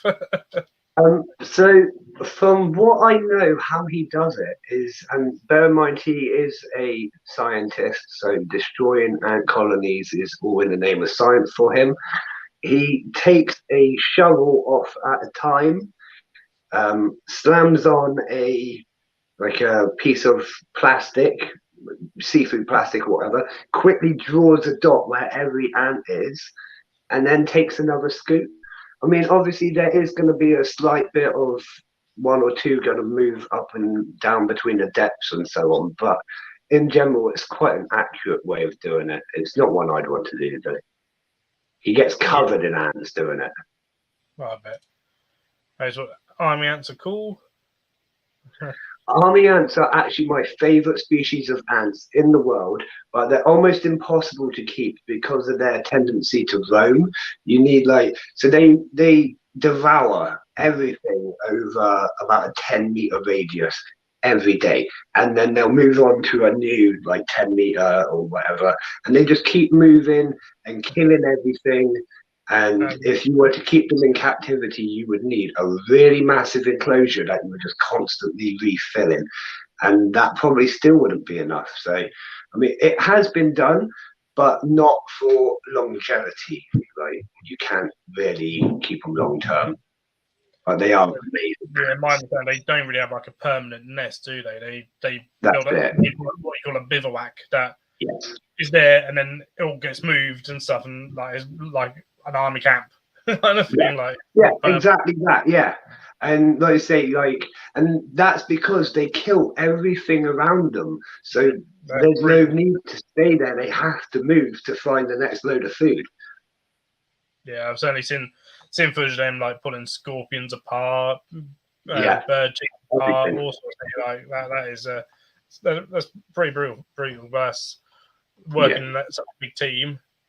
nothing is really safe from them. So, Yeah, it's absolutely ridiculous. So and stuff, and then yeah, they said she loves leaf cutter ants, but would mess them up. They're just they're sensitive. It's the fungus garden. You're not really keeping the ants; you keep the fungus.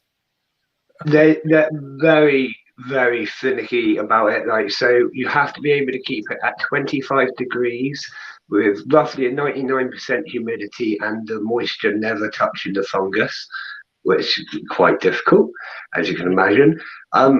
Mine went up to about 26.5 degrees, maybe 27, and the fungus started dying. So it is that sensitive. Like a 2 degree difference is all it takes. So they are, and they're very expensive. They're not a cheap ant colony. That's like about 200 quidish, and then about another 200 for the enclosure, roughly. So they're not cheap. You don't want to mess up, but they are absolutely fantastic. But they are one of the more specialist ones anyway, and that's why they are so expensive, because they are that bit specialist. There's only I believe there's still only one guy that goes out and collects them, and that's Andrew Stevenson. Yeah, there's not many places you can get sort of thing. And so, like, I believe all the sellers buy off him because he goes out. He has a place in Trinidad. Most zoos get straight from him. I can't see what I'm showing, but he kind of basically supplies everyone around the world. There we go. There's the fungus garden. And then they come and get their leaves from in there. I'm guessing the white cable going around is a heat cable. Say that again, sorry. The white cable going around the chamber. Heat cable, yeah. Got heat cable and then monitors so that they're like auto turning off things. It's so sensitive. I've got many monitors and Bluetooth monitors around the house as well. So if it goes up to a certain temperature, it will ring in my bedroom. Yeah, they're definitely. Yeah, they can be quite. Yeah, finishing. I had because my acros are it's a fairly young colony. Got them in, set them up, and after a week or so, I had to go to another zoo to pick up some stuff. And when I got back, my person that was coming was like, "Phil, can't find the ants," and they had decided to take all the fungus and dump it in the water. And I was like, no. What are you doing? That's tough. And then me netting out ants because they decided they'll just float on the water on their fungus. I'm like, oh my god, it's going to kill the fungus. What am I doing? What's happening? And I had to basically search for other fungus fungus from other people. Would be like, I need some fungus quickly. Yeah, and it's not easy to find. It's not easy to find. I was searching high and low, on zookeeper groups or messaging Ants HQ, messaging Andrew Stevenson. Everyone would be like, I need some fungus. But I was at the time, I was didn't know if it had to be from the same species of ant and stuff. But I was told no, it doesn't matter if it's Atta or Acromymex. They'll often accept fungus from any colony, which was actually interesting because I didn't know. And now, luckily, they're doing all right. I haven't done anything stupid now. I was like, what are you doing? Yeah, it's so worrying, though. Like, if that fungus goes wrong, they say that's it. That's the end. Yeah, and it is that kind of, real initiative. That's the thing you watch. The closest is the fungus, not your ants, in case of them. Says bulldog ants are cool. Yeah, the Australian bulldog ant, very cool. One of the larger ant species as well. It's not one I actually keep. I don't keep many Australian ants. I don't know why. They're just a bit far to get hold of, I suppose. It's a very cool ant. So that's cool. So I was talking about the Sheffield show, which is coming up on the 11th of February, and the Bristol show, which is going to be sort of similar. In August, but you got a a very different show in Weymouth. Yeah, yeah. So the show in Weymouth it's obviously pretty much my hometown. It's just the other side of the water from me. It's a showcase of everything along the Jurassic Coast that is sort of awesome. So if you know the Jurassic Coast, it's a really, really famous piece of coastline. It stretches all the way down towards like Bournemouth, all the way round towards Devon and places like that. It's got says I froze, but apparently I hope I'm back because I'm talking. I think you're back, yeah. So we've got like amazing fossils here. We have some incredible wildlife, especially on my island. We have wildlife which is sort of rare and unique. Just some really incredible stuff. And I wanted to showcase that because there's definitely no shows in Weymouth or around here. And it's sort of like, yeah. So I host little workshops around Weymouth and Portland and the local area already. I have a free one at the library a week after the Sheffield event. We're doing a free event at the Weymouth Library. And like, I just thought, well, I want to share this with more people and again, just have an awesome day of showing off all the awesome things we have around here. So I called it the Jurassic Coast's Wild Exhibition. We've got 2 stages. A list of traders is being put together. Obviously, we're still accepting traders for it. We're going to have exhibits. We have speakers talking about seaweed, about fossils, lots of cool, interesting little subjects like that. And like I say, it's just going to be another brilliant day. And one thing which has really been cool about the Weymouth event is the local council has really got behind the event. So we're looking at having like a trail, possibly of leaf cutter ants, like signboards, not actual ants, like big signboards from like the entire length of the seafront all the way to the venue as like a little trail to follow. So I thought that was super cool and just their support of the event. And I think again it's going to turn into a really fantastic day. That's cool. That's cool. I might have to check that out, see if I can get down there. I'm sure if Victoria's free, make a weekend of it and do the Sea Life Centre and stuff. Yeah, definitely. I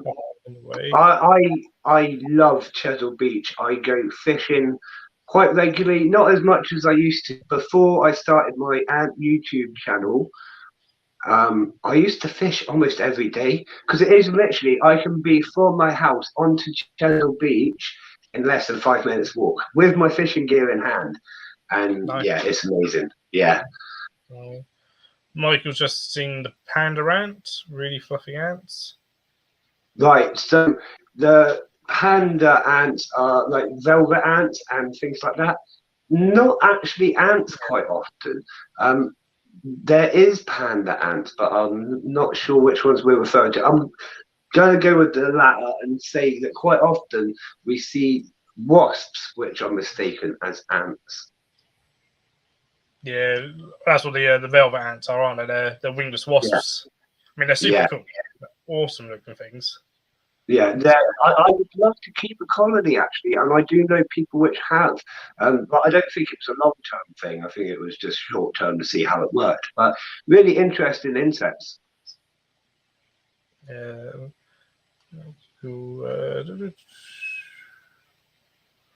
Oh, they said when I'm guessing it's talking about the Weymouth one because it's only 2.5 hours away. Weymouth is the 13th of May. At the Weymouth College, at the sports hall, we've got the whole sports hall hired out and a few extra areas as well. 13th of May, nice. Yeah, and I'll be taking loads of enclosures with me because obviously it's so close, I can take loads. It's going to be brilliant. There's going to be ants everywhere and I'll have everything. It'll be great fun. Cool. Matt asks, do you ever treasure hunt on the beach? Yes, I do. Yes, I do. In fact, we went down today because it's the first nice day after a horrible storm. and you always get interesting stuff washing up. You get lots of driftwood, interesting bits and bobs, like you say, wreckage from boats, all sorts of stuff gets washed up on the beach. Occasional dolphins. It was said that a day or so ago we actually had a pod of whales just off the coast here, but I didn't manage to see them.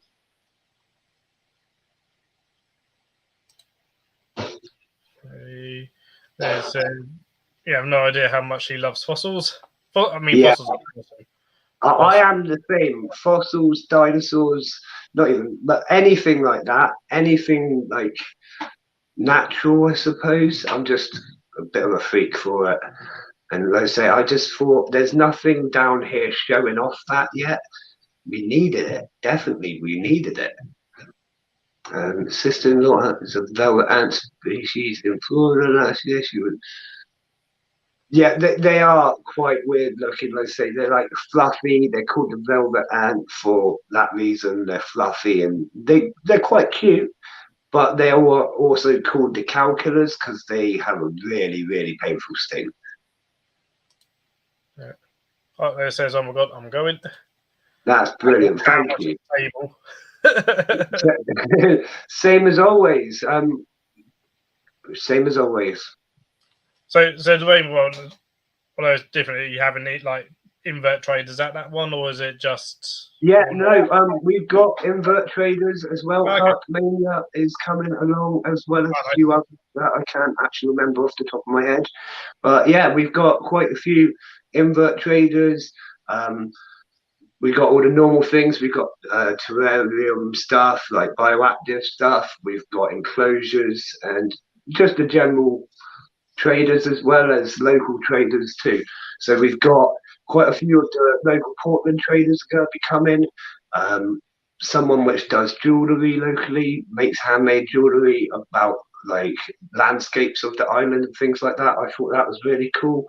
We've got the local aquatic shop. They're going to be setting up a really cool display for us as well, which is going to be fantastic because they use lots of bioactive stuff and have corals and really cool stuff.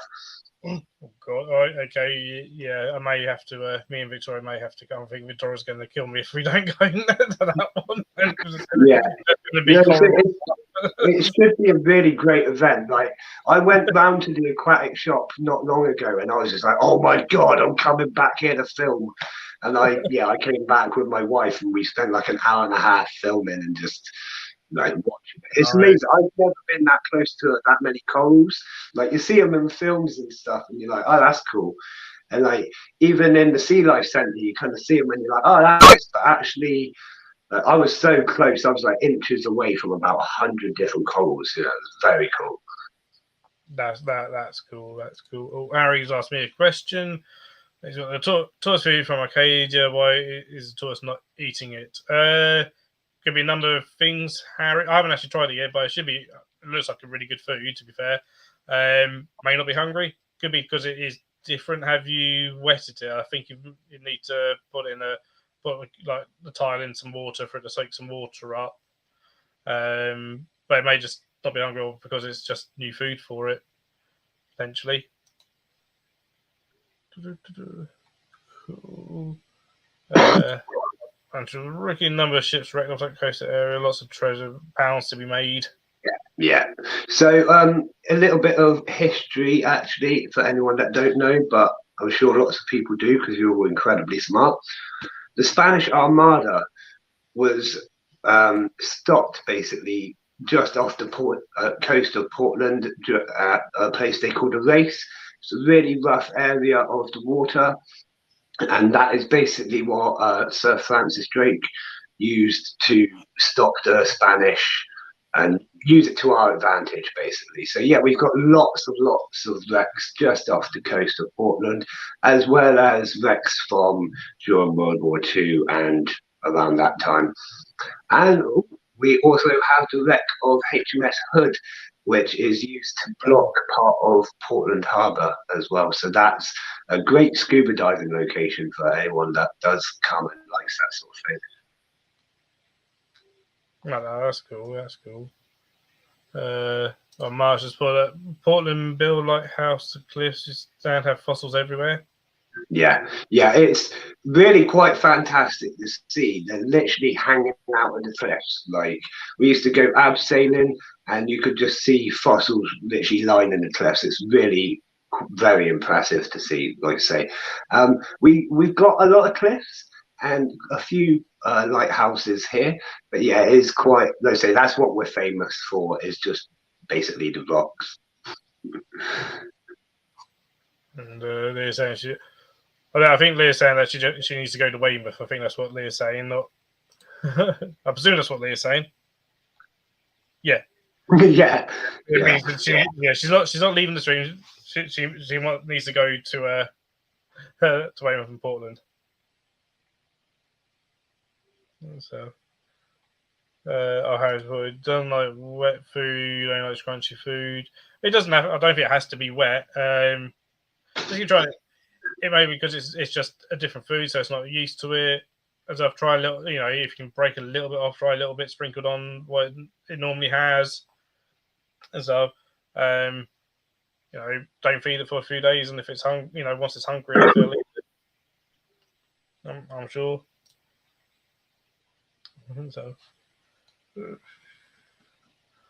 So, Grace's boy hasn't been to Weymouth in years, but I have to try and go. That sounds like it's going to be quite a cool event. It's a nice place. It is. It's like quite a historic town. Obviously, I know quite a lot of the history. I'm a bit of a nerd for it all, but yeah, it is a nice place to come and visit. We've got a lovely beach, well, several great beaches. Great places to go out and drive about, and yeah, it is nice here. I like it. I've lived in a lot of places, and it's one of my favourite.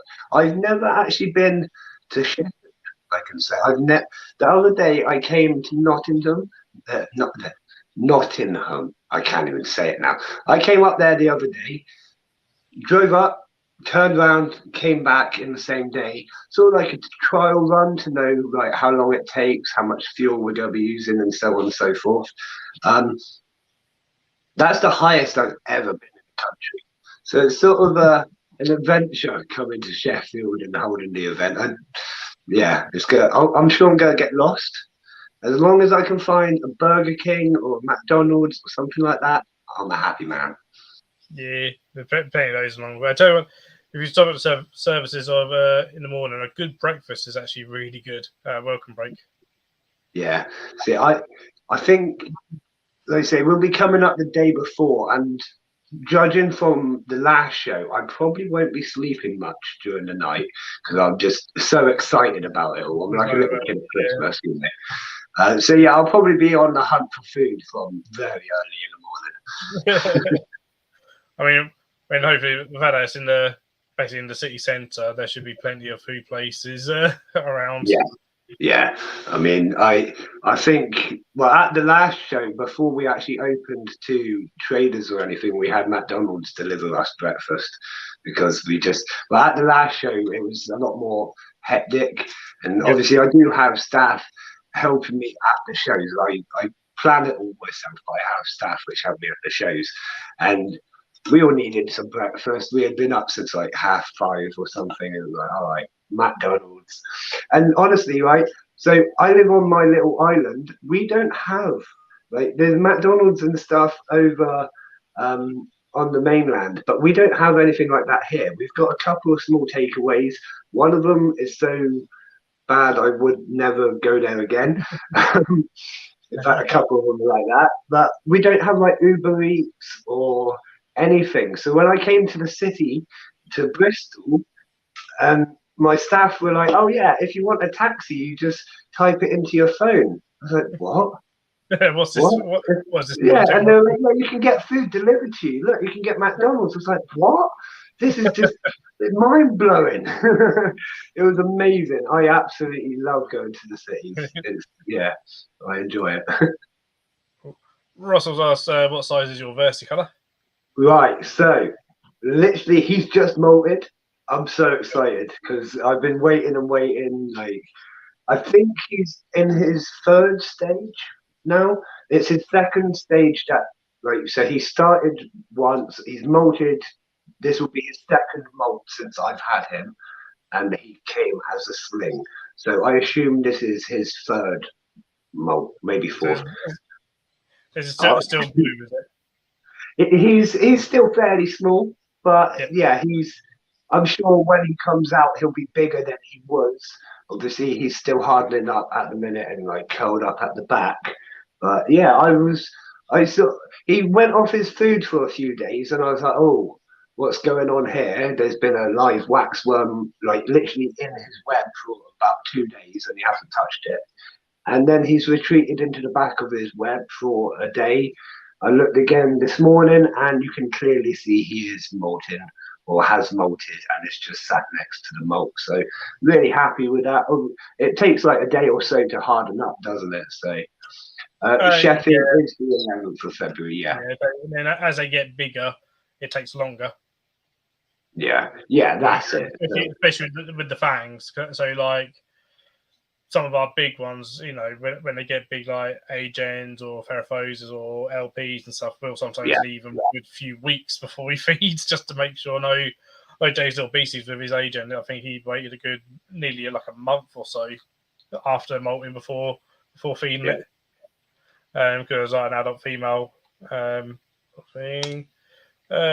Season 4, Asteroid is the first time I've seen you. I'm very impressed by your knowledge. It's incredible. I don't think you're weird. I prefer people like you and everyone here. The nicest ever. That's really nice, Susan. Yeah, thank you very much, Susan. That's really, really kind of you to say that. I'm really bad with words, so I don't really know how to respond more than thank you very much. But I just try and be me, you know. I think, you know, we can't be anyone else but ourselves. Michael can't wait for Bristol already. He might be talking about the Invert Shows UK show possibly, because he goes to that one. But like, if you're not aware, Thomas also does a show in Bristol. Yeah. I mean, Bristol. I can't wait for Bristol actually, because I know it's just going to get bigger and better now. You know, Sheffield's looking fantastic, and after that, I really think everyone's more interested in seeing what the ant community's doing, if you know what I mean. And it's just about getting that out there, really, I think.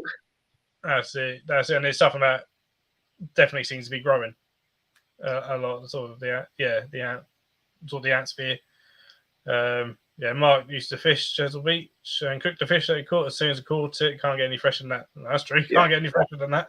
Yeah, beautiful. We get loads of mackerel, and they're really easy to catch. Like easily, even if you're not very good at fishing, you can just cast the line and pretty much bring in a mackerel straight on the barbecue. It's absolutely beautiful, and we get really nice bass as well. But we just get loads of great fish. But yeah, it's definitely an experience. It's something I enjoy doing with my kids as well. We haven't done it for a little while, if I'm honest, longer than we should have. It's been longer than I should have left it. We need to do it again soon, because it is a great experience. It's something I remember doing as well when I grew up, and it's sort of a life skill, especially if you live this close to the coast. It's like free food. Why would you not teach your kids to fish? I don't know. Yeah. Well, you know, really, it's better than going down the supermarket and getting it where you've got no connection to where it actually comes from and the environment and stuff. And Exactly. I've got a friend actually who works on the fishing boats, and quite often he'll come by and be like, "Do you want a crab?" Because he's, come over with a couple of fresh crabs or even lobsters. So that's always a bonus. Yeah, definitely. So Greg's asked, is the prison still on the island? There's 3 prisons on this island, I believe, on like an island that's like 4 miles square or something like that. We've got 3 prisons. Yeah. It's so originally one of them was a military base, which they then converted into prisons. But the reason there's so many in a concentrated area is because they would use them for prison labor, basically. And a lot of the quarries were mined by prisoners. And a lot of the stone was used throughout London and building the buildings in America, like I can't remember exactly which ones, but a lot of very famous buildings in America were built out of Portland stone because it's got such a clean white look. So, Maz was lucky enough to win Lear's giveaway for tickets to Shuffle Show, where he's donated them to a friend's son who is obsessed with ants and their habitats, inspired the next generation. That is absolutely fantastic. That is fantastic. I mean, I'm pretty sure there's still some more giveaways happening. I can't really remember, to be honest. There's people with tickets doing giveaways all over the place. But yeah, obviously, I try and do giveaways for every show because I'm just like that as well. So if you haven't got one for this one, wait for Bristol, and there'll definitely be some more giveaway tickets for the Bristol show. Try and win again. That's what an awesome daddy you are. Thank you. I love my kids and I want to give them a great life. You know, that's what it's all about. Weymouth 13th, was it 13th of May? You said for Weymouth. Yes, Weymouth is the 13th of May. Ooh. That could be interesting. Could go down there. That's just before my birthday, and then I've got BTS just after my birthday. That could be interesting. It just seemed like a good date because obviously there's May Day and all of those celebrations just before, and I think in Weymouth we've got something basically every weekend apart from that weekend in May. So it's like, well, it just seems sensible. Oh, Steve knows what times have. He's got a few rounds. What species should he get next? That's a great question because obviously you've got some great species there. It would probably, in my opinion, be the time to like step it up to the next sort of level. So all of those species are sort of at that beginner stage still. Mesobarbarus being the hardest one, I would say, because of their extra sensitivity and food needs.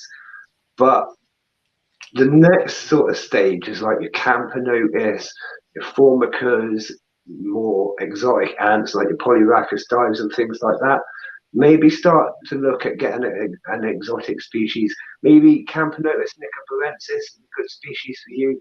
Again, they're fast growing, they're quite hardy, they're really active, and they love their sugars as well as their proteins, so they're great like for viewing.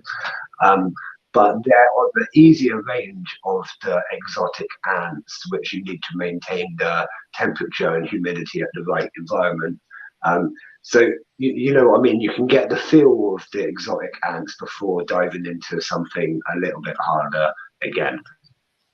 That's what I would do anyways. That's cool. Russell, which island is he? I may have missed what island you live on. My little island of Portland. Fraggle Rock, as some people would call it, but we are the Isle of Portland. Very historical. Isle of Ants. The Isle of Ants. I wish. I really wish. Maybe one day they'll let me take it over and like kick everyone else off the island, just make it a wildlife reserve. But I don't know, a bit more petitioning to the local council. Capitol building in America is built in Portland stone, plus those of that's it. So I did think that, but I didn't want to say it in case I was wrong. But yeah, the Capitol building, and there's quite a few. The original White House, I believe, had a section of Portland stone within it, but obviously the original White House burned down in like the 1700s or something like that. Harry's asked, what is the population of the island? Right. Again, really interesting. You're going to like the history behind this. So if you go back like maybe 200 or 300 years, the population was about 400, but only about 8 family names. No. So there was like a webbed feet situation going on. Yeah. Now there's, I think it's about 12,000 people on the island or something. It's quite a lot of people. In the whole of Weymouth and Portland, we're verging on about 80 to 90,000 people at the moment. And there's a good population here on the island of Portland. It's been massively developed over the last 20 to 30 years. Up top, about 20 years ago, they built a huge area of flats and things like that. in quite a tight space of area. So there's a huge population up there. Transport is so jealous of all our shows. Don't get him here. Anyone know if it's legal to bring inverts on a plane? Oh, I don't know the answer to that one. That would be something to research. I've never tried. Right. So I don't know. I think you need to look it up at the time as an individual circumstance. Yeah, into your country's laws as well as our laws, and yeah. And maybe ring the airline and ask their specific guidelines on it. I don't know. Maybe you have to get a special permission and a special ticket. I know they transfer monkeys and stuff around countries, so it's got to be a way somewhere. But maybe you need like a zoo license or some kind of thing like that. Well, no, it's difficult nowadays. It's so difficult. The zoo industry to get stuff from the EU and vice versa. It's now so difficult to do. Yeah, there you go. And stuff that we use specialist companies that do it, and both from UK based and European based and stuff. And one of the big ones that it keeps changing almost daily, the laws and the rules and the regulations and this and the other, and no one really knows what's going on and stuff. Like it's all because of we were stupid and left the EU. And, like if they didn't, it would have been so much easier and stuff. It used to be a case of using traces and stuff, and that was all nice. And now even for zoos, it's so difficult to transport out of the UK and into the UK. It's a big minefield sometimes. So it says she's adding the dates to her diary, and then has asked when is the Bristol one. The Bristol one is the 5th of August. That's cool. So yeah, hopefully everyone will add those in. Very cool. Who's going to look at Nikos? Yeah. Nikos are great. They're really fast expanding.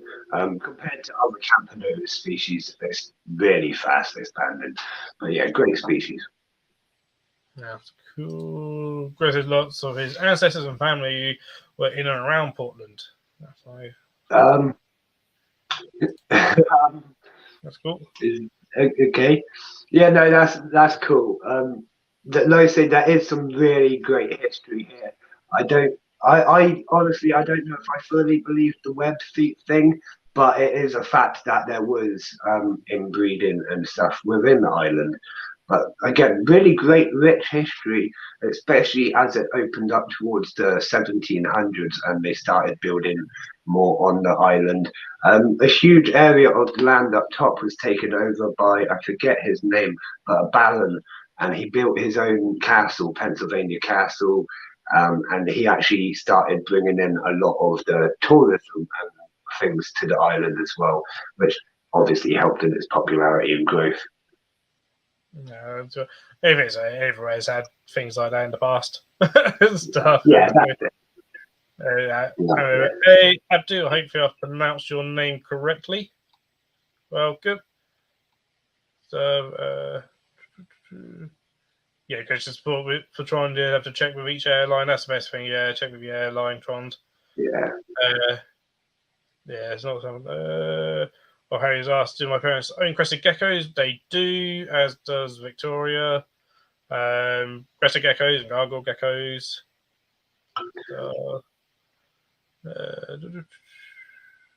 So Leah's now upset. Oh, I hope you feel that pain eases quickly, Leah.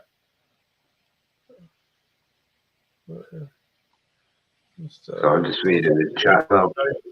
Ant Rambling has Nikos and a few videos. Yeah, Ant Ramblings is a really great friend of mine. He's been doing some amazing videos actually lately. I was watching a video of him and Auntie Matters literally just half an hour or so before this stream. They've got a new sort of Ant news series that's on.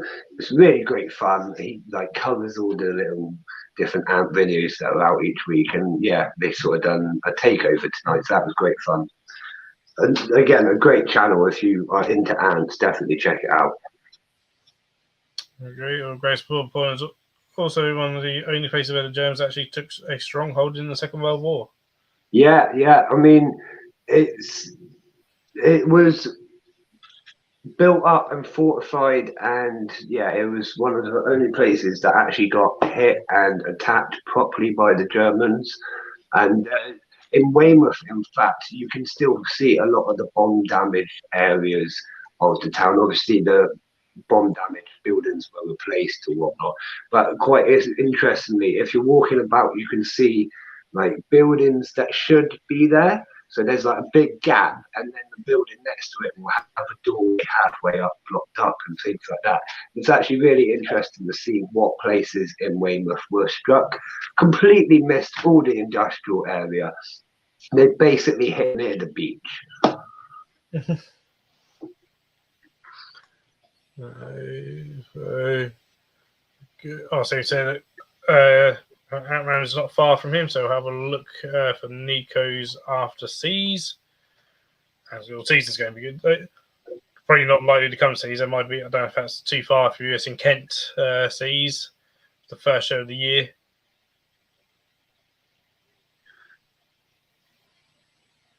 Oh, have I lost Thomas? Or have I been lost? Sorry, I'm back. Sorry, I was just reading something. That's right. Yeah, so he was saying he's going to have a look after Seas. I don't know if you're coming to Seas. That's in Kent at the end of this month for the South East Arachnid show. I have looked at it, and I'm at the point at the moment I can't commit to anything yet. Mainly just because it's so expensive to travel. Yep. I don't drive, but we are looking at getting my wife driving this year. Depending on when that happens, we're going to start coming to a lot more shows and hopefully trading at more shows as well. But till that point, I don't want to commit to anything and register as coming until I can really predict the future. No, that's cool. Yeah, that kicks off the year in a big way this season, and then they'll be closely followed by the Sheffield show. Really, yeah, because this is last Sunday of January, and then most of us will be up in Sheffield. Yeah. Can't wait to see these.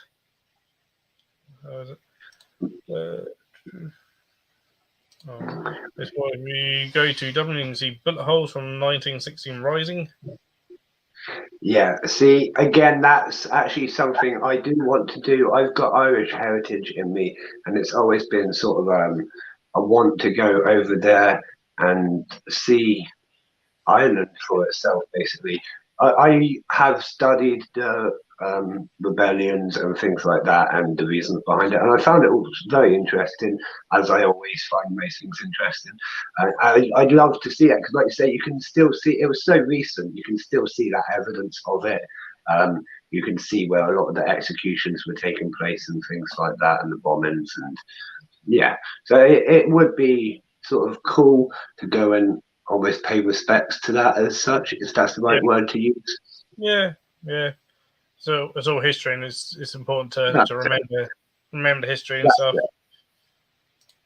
Harrisville Zoo, so we get elongated tortoise when the enclosure, but elongates are awesome. My parents have an elongated tortoise, fantastic tortoises. They eat a hell of a lot of snails and slugs. I love snails and slugs. Things. Yeah, everyone's looking forward to Seas. Yeah, great to have a proper chat with Matt. Matt's just looking forward to not being run over by Mark. That's that makes the show. Is if you go to try Mark Spider goes there, just be where he may try and run you over. Yeah, he tried to run my mum over. He tried to run me over. So, I'll be fast if it ever comes to it. It'll be like the Flash. Taunton's going to be after the Sheffield show is Taunton show. Yeah, I know. Taunton's actually not far from me, so that is one I hope we can get around to.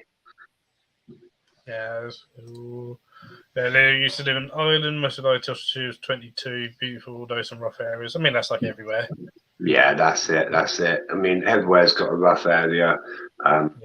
but you just got to kind of ignore the roughness and take in the natural beauty. You know, I'm there for another reason. I'm not going to get involved in any kind of trouble like that. Yeah, well, Mark's just brought up, but then there is a Mark with Victoria that can run toes over to Matt. Yeah, well, Victoria won't run us over. Victoria will just try and run off of us, especially Steve. I just want to say as well, my show is completely disabled friendly.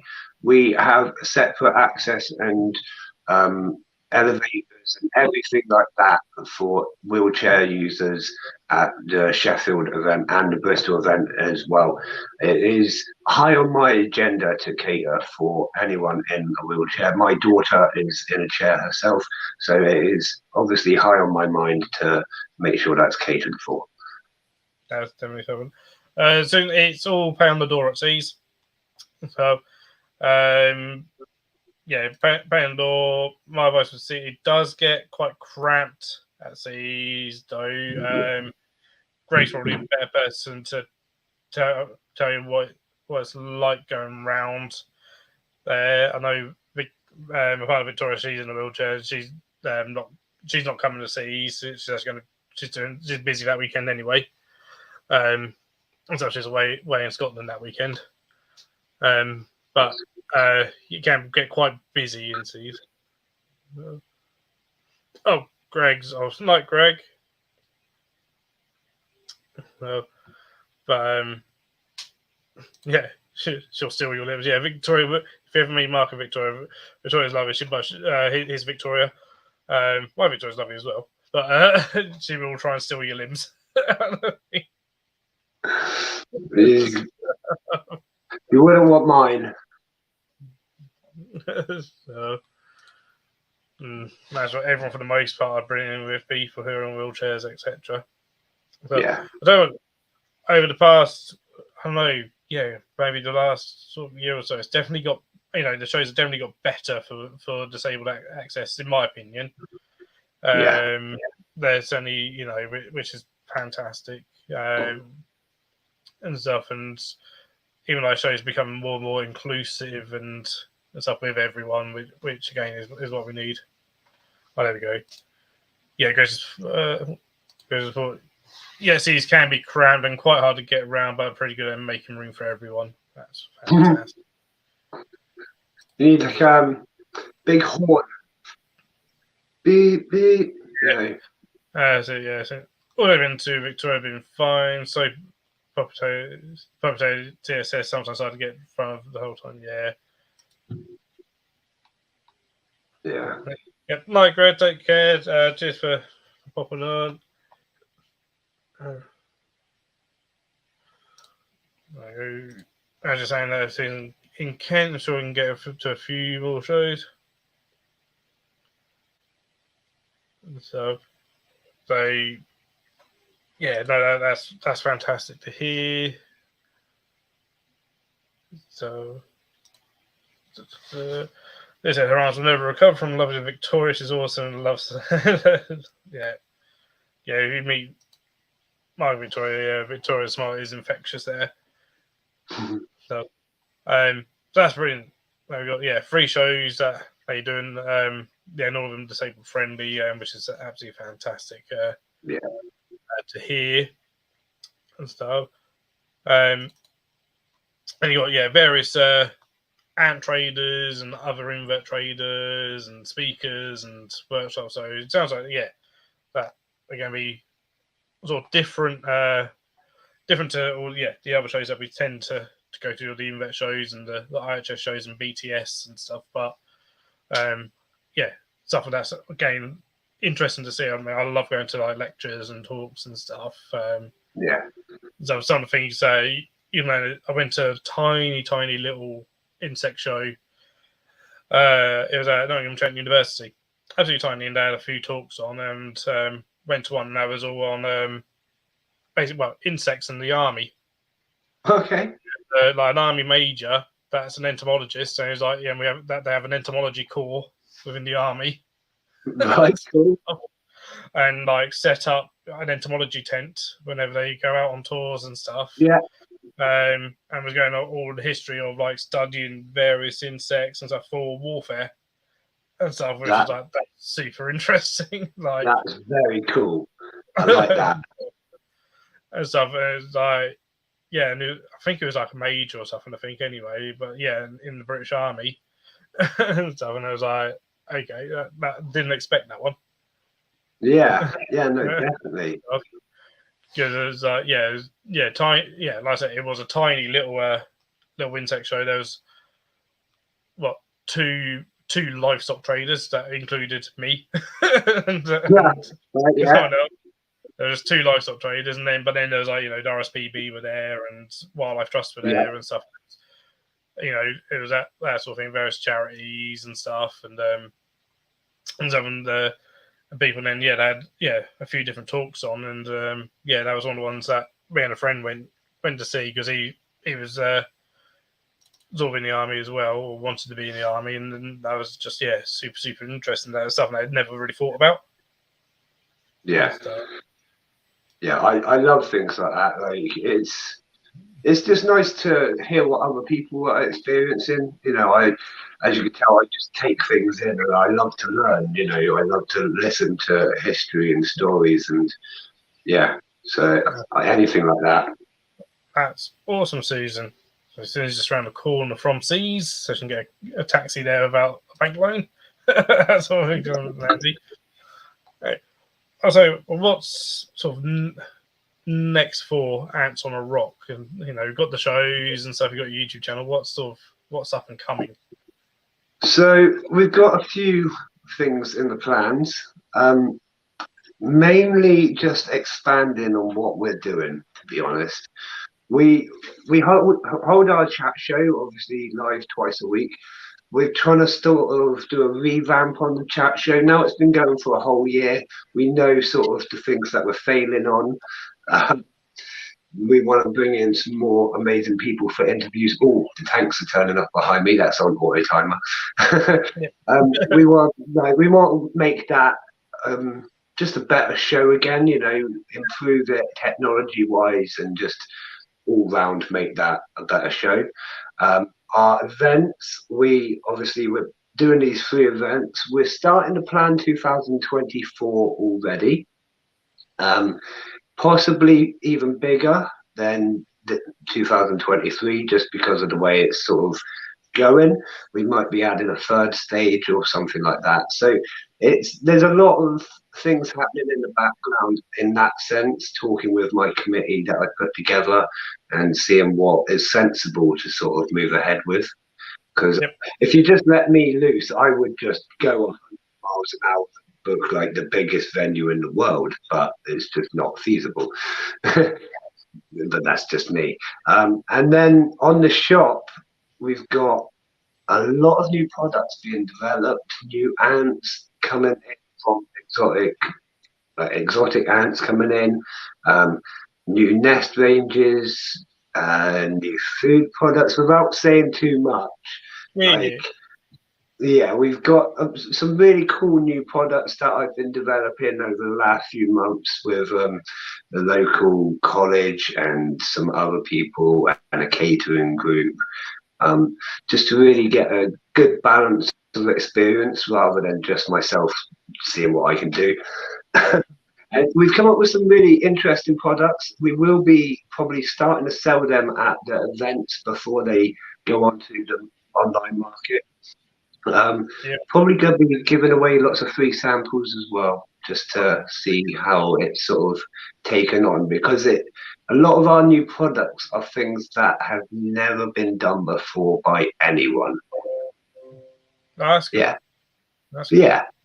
It's sort of me and my crazy brain just having ideas constantly, so we've got a lot planned.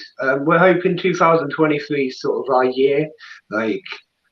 year to really expand and make this a cemented business, if that's the right term, That's really cool. And I was saying the ant hobby, the past sort of year or so, it seems seems to have like, sort of really boomed in popularity and stuff. And it's getting more and more sort of out there and popular. Because we're seeing like a few of the different ad shops at the invert shows and stuff, and there seems to be a lot more going on when you start searching like YouTube and stuff, like quite a good number of channels out there as well and stuff. So it seems to be on the up and up in terms of popularity. And sort of certainly, as we said earlier, a long way from the old days of the really, really rubbish sort of toy nests and stuff, and that with really kind of real funky looking, really kind of high tech looking nests and stuff. And I mean, sort of different to each other and stuff, and like sometimes it's quite a huge selection nowadays. It's like like there's almost something for everyone now, which is awesome. Definitely. I mean, like the technology that's coming out now, they've got Bluetooth technology in the Nest itself, so you don't even have to be close to know what temperature it is. Like, it's getting crazy. Yeah. Like, back when I first started, they didn't even tell you that ants needed a set temperature. They just didn't. It wasn't common knowledge, So yeah, there's massive improvements. It's been amazing. Well, I'm saying Mark needs to send him a list of people he wants to remove and make sure to give him all a kick in the ankle and tell him that Mark sends his love. Lee has messaged you regarding forms. Brilliant. I shall have a look at that after the stream. Literally anyone can message me pretty much any time. I don't sleep much at all, and I pretty much will get back to you straight away. So I don't know. I said that the ant obviously seems to has come on a long way and seems to be booming, or at least kind of booming at the moment. Where do you see that going, sort of in the next sort of couple of years and stuff? Because it's really has really come to see that still getting even bigger and bigger in the next few years. I'm really hoping that I can sort of shape the future of ant keeping with our shows. So I really want it to be more integrated into the invert community, because like you said, like there's not, like, although we're getting more, there's not that many ant shops at the invert shows, or what I mean, ants aren't getting out there as much as they could be yet. And I think, like you say, it's starting to get there, and we're starting to integrate more, and invert keepers, reptile keepers are starting to take an interest in ants as well, which I think is really like the right way for us to go, if you know what I mean, like integrating ourselves into the wider community. Because it really felt like, for like my earlier years, it really felt like the ant community was almost isolated from the invert keeping community, which was almost isolated from the reptile keeping community, which was almost isolated from the rest of the world, if you know what I mean. And I really don't see the sense in that. I want to just like bring it to the forefront, show everyone how awesome ants are, and like take it from there. I'm pretty sure that if you show most people an ant colony and say you can have one of these, most people would want one because they're awesome. Like, you know what I mean? Oh, definitely. I mean, as a kid, they're probably one of the first things that you see in the garden that fascinates you. And stuff. It's one of our earliest contacts with wildlife and stuff. At the zoo, almost every zoo has leafcutter ants, and in terms of an invert display, they're normally one of the most popular because they're always doing something. If they're an ant that's a busy ant that's always doing something, they're doing something. Whereas, as much as I love tarantulas and a lot of people in chat love tarantulas, let's face it, tarantulas sit there and don't do a lot often. And so whereas at least they're moving and stuff. So I think a lot of people do get half fascinated by them, but sometimes don't realize just how many species there are, perhaps how easy they are to keep them down. Perhaps they had like those terrible nests but when they were kids and stuff that were just no good and had bad experiences with those and don't realise what it's like now. Harry's asked if you know Ants England. Yeah, I know Sadie very well. She's a good friend of mine. I'm quite like involved in the ant YouTube community. I do know probably 90% of the YouTubers and stuff. We try and get them on the show and have interviews with them and stuff as well. In fact, her interview was quite a good one, probably around a year ago now. Leah said, ants are fascinating since she was little, just not good at keeping them. I've spent far too long watching Makushki and high-tech ant setups. Still have not got a colony yet. Yeah, that's it. If you're watching it that often, you need to get one. Loves a gadget, though. An almost will colony at Bedford. Yeah, awesome. Again, like if you're almost doing it, you should probably do it. but I'll always do some research and stuff first as well. But again, if you buy off me, I do send all the care guide and a walkthrough guide as well to try and help you avoid some of those simple mistakes. That's really good because I mean I imagine not everyone necessarily does that and just perhaps assumes that people that are buying know, Yeah, I mean, setup, but it can be different. It's something I noticed when I was buying ants from other suppliers was that, like, yeah, you got the care guide and whatnot, but if you kind of have it in your head that you're going to put them straight into the nest and that, which is what most people do, if I'm completely honest, because that's what you want. You want an ant colony in the nest, running between the tubes, going to the outworld. Like, most people are going to do that unless you've got something saying stop. That's going to be the worst thing you can do. You're going to do it. So I kind of assumed, why not? Why not tell people if you do it like this, this will happen, this will work, and it just sets you on the right course, basically. Yeah, I mean, I've definitely done it years ago.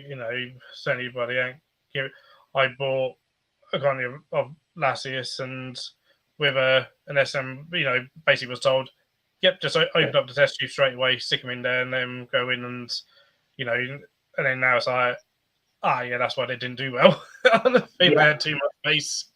Yeah, that's it. But I think, I bought them at a show. I won't say the seller. And I think it's under different owners now anyway, to who had it then. And it's just like, put them straight, open up straight up, kind of thing, do this, that, the other, and then find out, years later, that was completely the wrong thing. Yeah. But honestly, it's like probably about 90% of people will make the same mistakes, like every time. And they're just silly mistakes that can easily be avoided if someone just gives you this simple bit of information. And once you're told the information and you think about it for 5 minutes, you're like, actually, that makes a lot of sense. It all kind of clicks in your head, and then it's like, okay, I can do this. And so it sets you straight. And it really developed out of the subscription boxes that we do. Because when we first started the shop, it was more about the subscription boxes. It was like a learning guide. So you get your ants, your formicarium, your food, literally everything you need for the space of the year.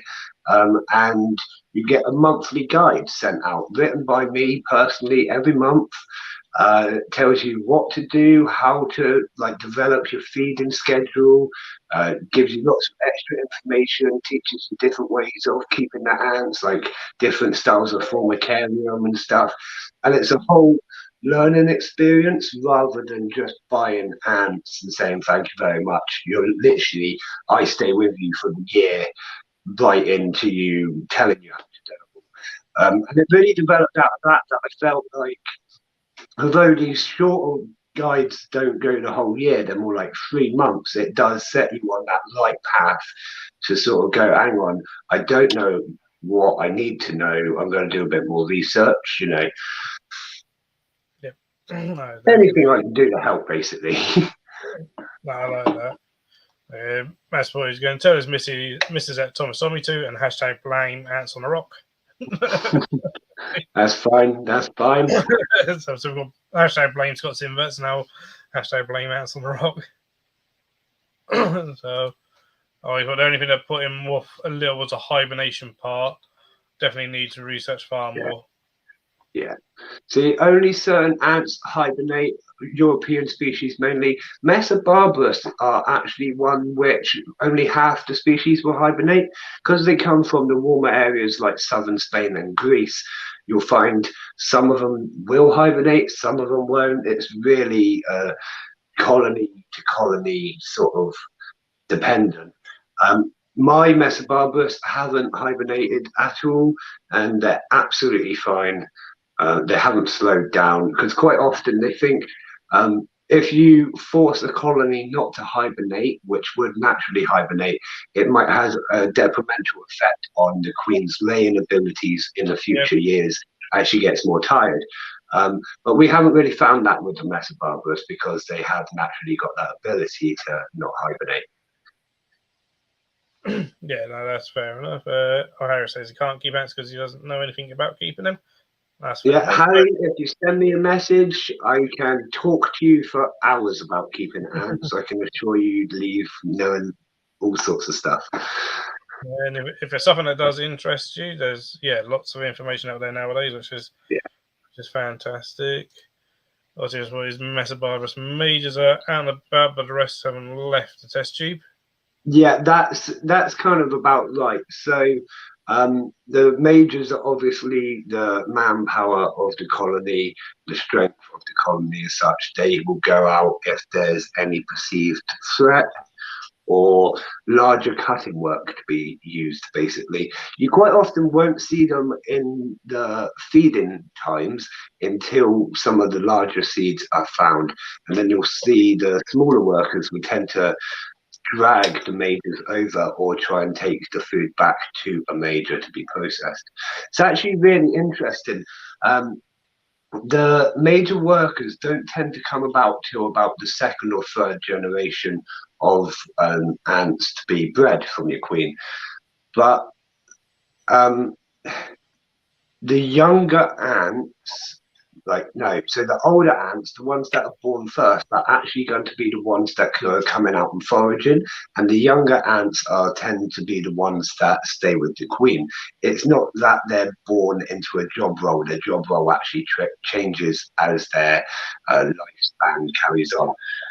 So it's actually really interesting that some of the third generation of ants that should be closer to the queen are the ones to leave the nest first. It's kind of the opposite of what they would do naturally in nature if the colony was, say, in like not a panic situation. That's interesting.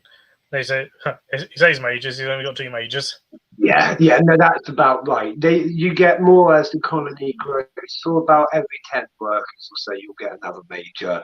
It's not quite to those ratios, but you know what I mean. You don't get as many majors as normal workers. What would be the best starter, easiest to care for species to research and look at? It would be Lasius and the black garden ant. They are so easy to keep. You could, I gave it to my daughter when she was 5. She started keeping her first colony of them under my supervision, of course. They grew to quite large size before, for some reason, they just had to die off. Nothing that she did wrong. Again, they're just a really great, easy species. You don't have to be like, some species are really sensitive to light, some are really sensitive to vibrations. They don't care. You could drop them on the floor by accident and pick them up again and they're fine. Whereas some other queens, that'd be that, you know what I mean? You can afford to make those little mistakes with the black garden ant, which you wouldn't be able to get away with some of the other ants. Yeah. And so he was so pleased with his first major. Yeah, the size difference as well. It makes the colony like twice as exciting because you've got that polymorphism going on. The different size workers doing different jobs. It's really cool. But it also means that your colonies reach that next stage in its development. It's not so fragile anymore, and they can start to produce their own ant bread without you pre-crushing seeds. That's cool. One thing you've been talking about, for anyone who perhaps doesn't know, what are the sugars? I'm assuming it's not just a bag of sugar. Right, so ant sugars is something we've had developed for us by the local college group and catering group again. It's a mix of like different, got glucose, sucrose, lots of different types of sugars in it, basically, lots of nutrition. There's electrolytes and all sorts of stuff like that. You can give them just sugar, just mix it with some water and whatnot. But quite often, I was forever being asked what ratio. You know, if I'm mixing honey with water, what ratio should I do it? If I'm mixing sugar with water, what ratio should I do it? And then the problem with doing that is it only lasts a little bit, and then if it's out in the elements like the heat, it can go off and it can ferment, and it can be quite damaging to your colony to have such things. So we developed this. It can live for, we say it's got a 6 month shelf life in the fridge when it's opened, but in actual fact, we haven't come across an end of its shelf life yet. The one we've had going is about 2 years old, and it's completely fine. That's my personal one. So yeah, the ant sugars is just something that we've developed specifically for the ants. It is tailored to be everything they need nutritionally for carbohydrates and electrolytes, sort of thing. Apart from that, all you need to give them is a source of protein. That's cool. And when you say you sort of a source of protein, is that what is that, sort of live food? Usually a pre-killed insect like a waxworm or dubia roach, or even live fruit flies. I try not to do live feedings with my colonies, mainly because it can cause damage to the colony. And again, I just don't think it's quite ethical. It's not like a larger reptile which one bite and it's going to dispatch the prey insect. Ants take a long time to tear their prey insects apart, and I think it would just be mean for me to do that to some. It's not within me to do that. So I tend to do pre-killed.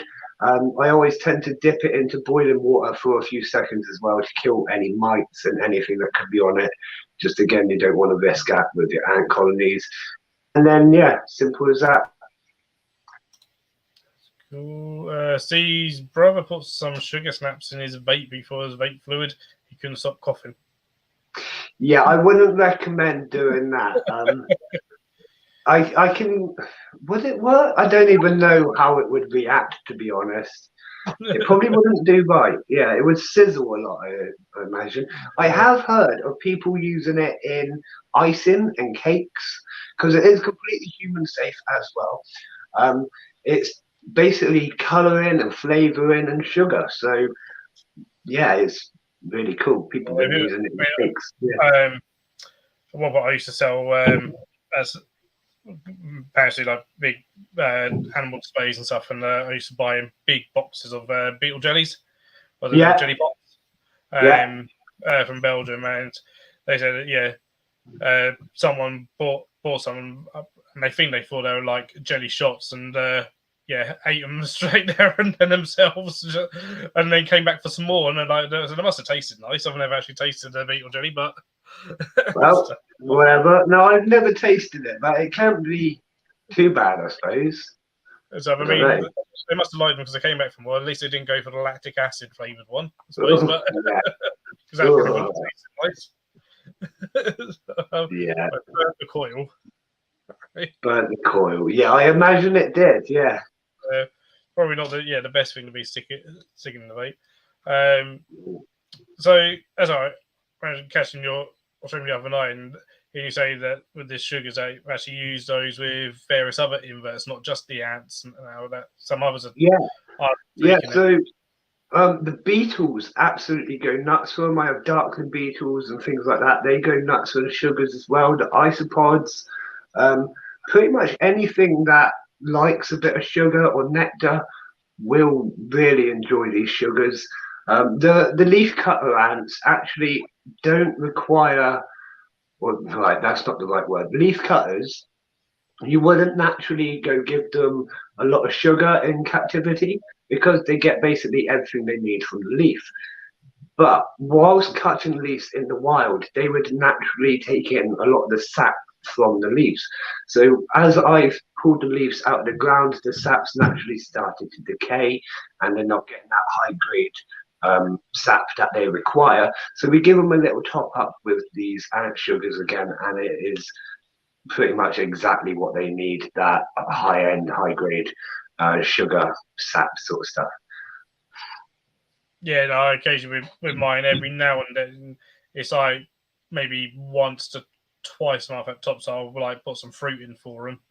Yeah, yeah. Kind of thing. See, things like that, they do like their sugars and they would naturally find them, but it's not a huge part of their diet. Yeah, main part is sort of the leaf. I'm looking forward to spring when the blossoms come out because they love a blossom. So they love blossoms and stuff.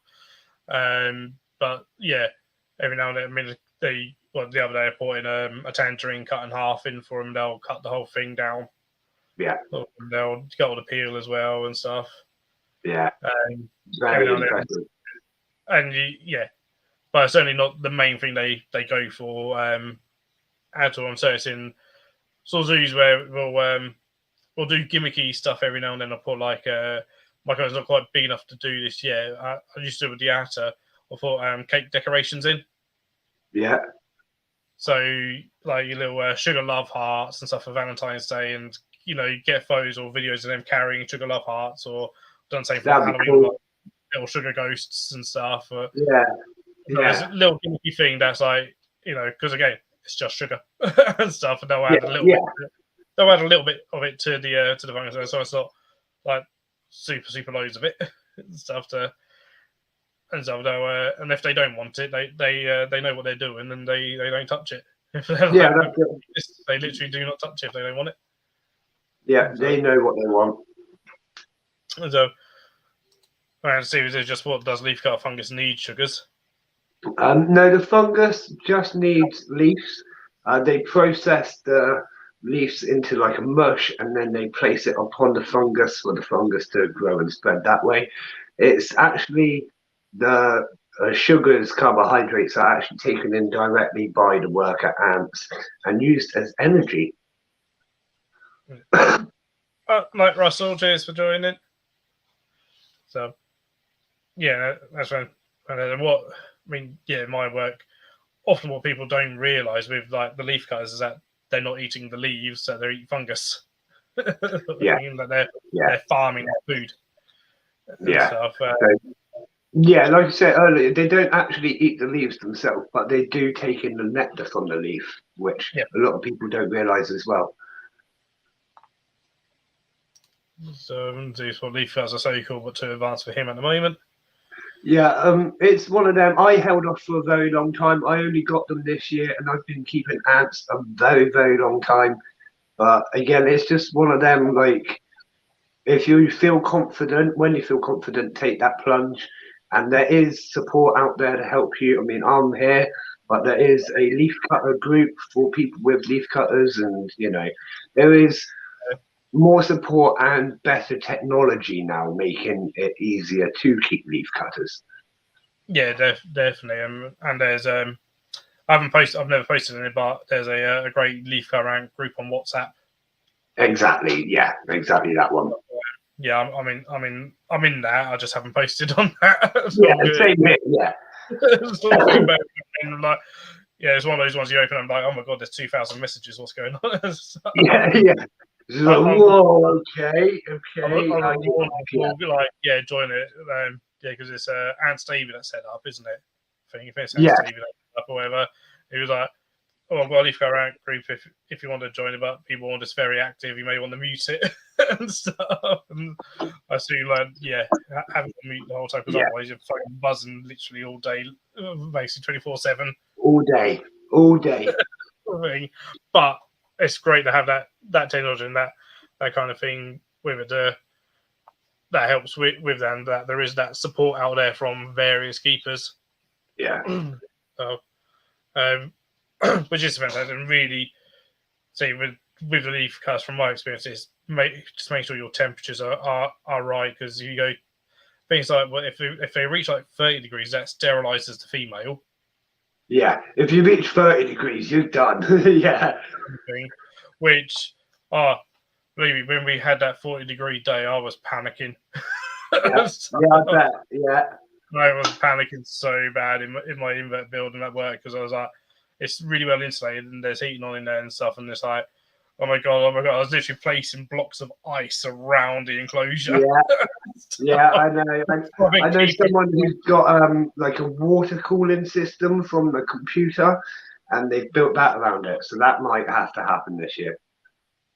And stuff like, that was a scary time, because it's one that I constantly have to. I don't have any kind of fancy equipment for it. I just have to use a temperature gun just to constantly monitor the temperature of the colony.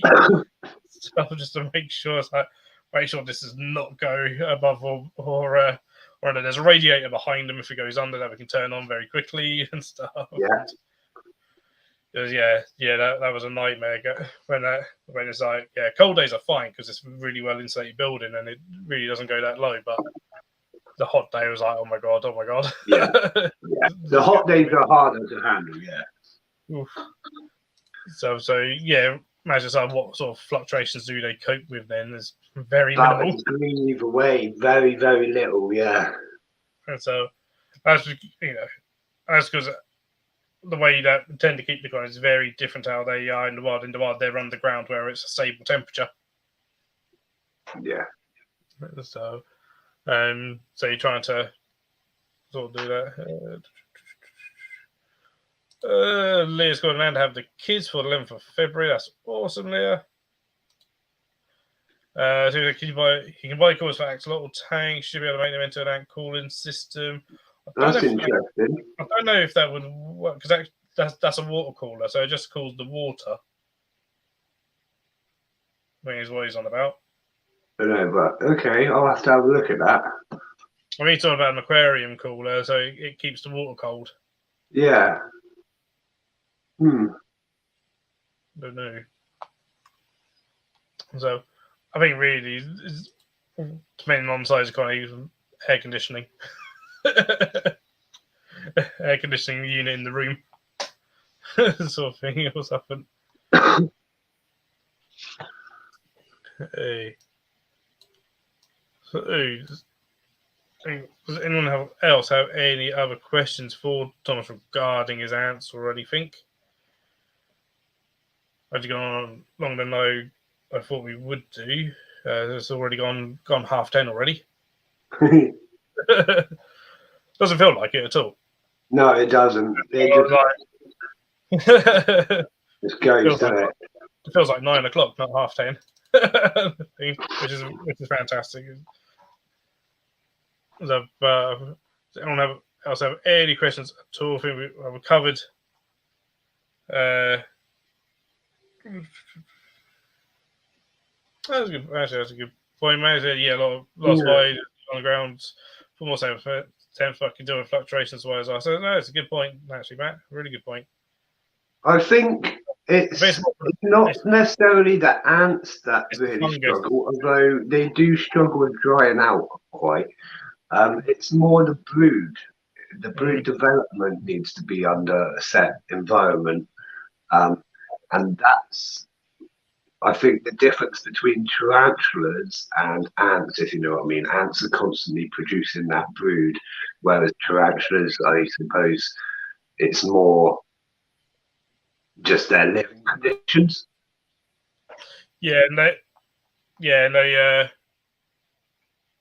A tarantula, even if a fossorial one comes out above ground at some point, so it's going to get sort of temperature fluctuations. Yeah. Whereas, the brood for whatever species doesn't move. It sits Yeah, in one. yeah, that's it. It's up to the ants to move them about. Yeah, it's just brood wouldn't wonder. Yeah, gotcha. Sort of thing. So yeah. Oh, hey, Johan, how you doing? So, yeah, apart from army ants that are constantly on the move, sort of thing. So that's also spoke about what Ants on Rock is. We're going to make Mark's been dropping your links in the chat, which is awesome. Cheers for doing that, Mark. Yeah, thank you. Thank you very much. Everyone do make sure you go to the website for tickets for the Sheffield show and the raffle and stuff. Do check out Ants on Rock on YouTube and stuff, as well as Instagram and audio on TikTok and that sort of thing as well. Everywhere. So everyone, go and check out Thomas everywhere. John sent you an email. Thanks for the awesome service. Yeah, awesome. Matt's going to queue up some Lasius videos. Brilliant, fantastic. Good stuff. That's cool. Brilliant.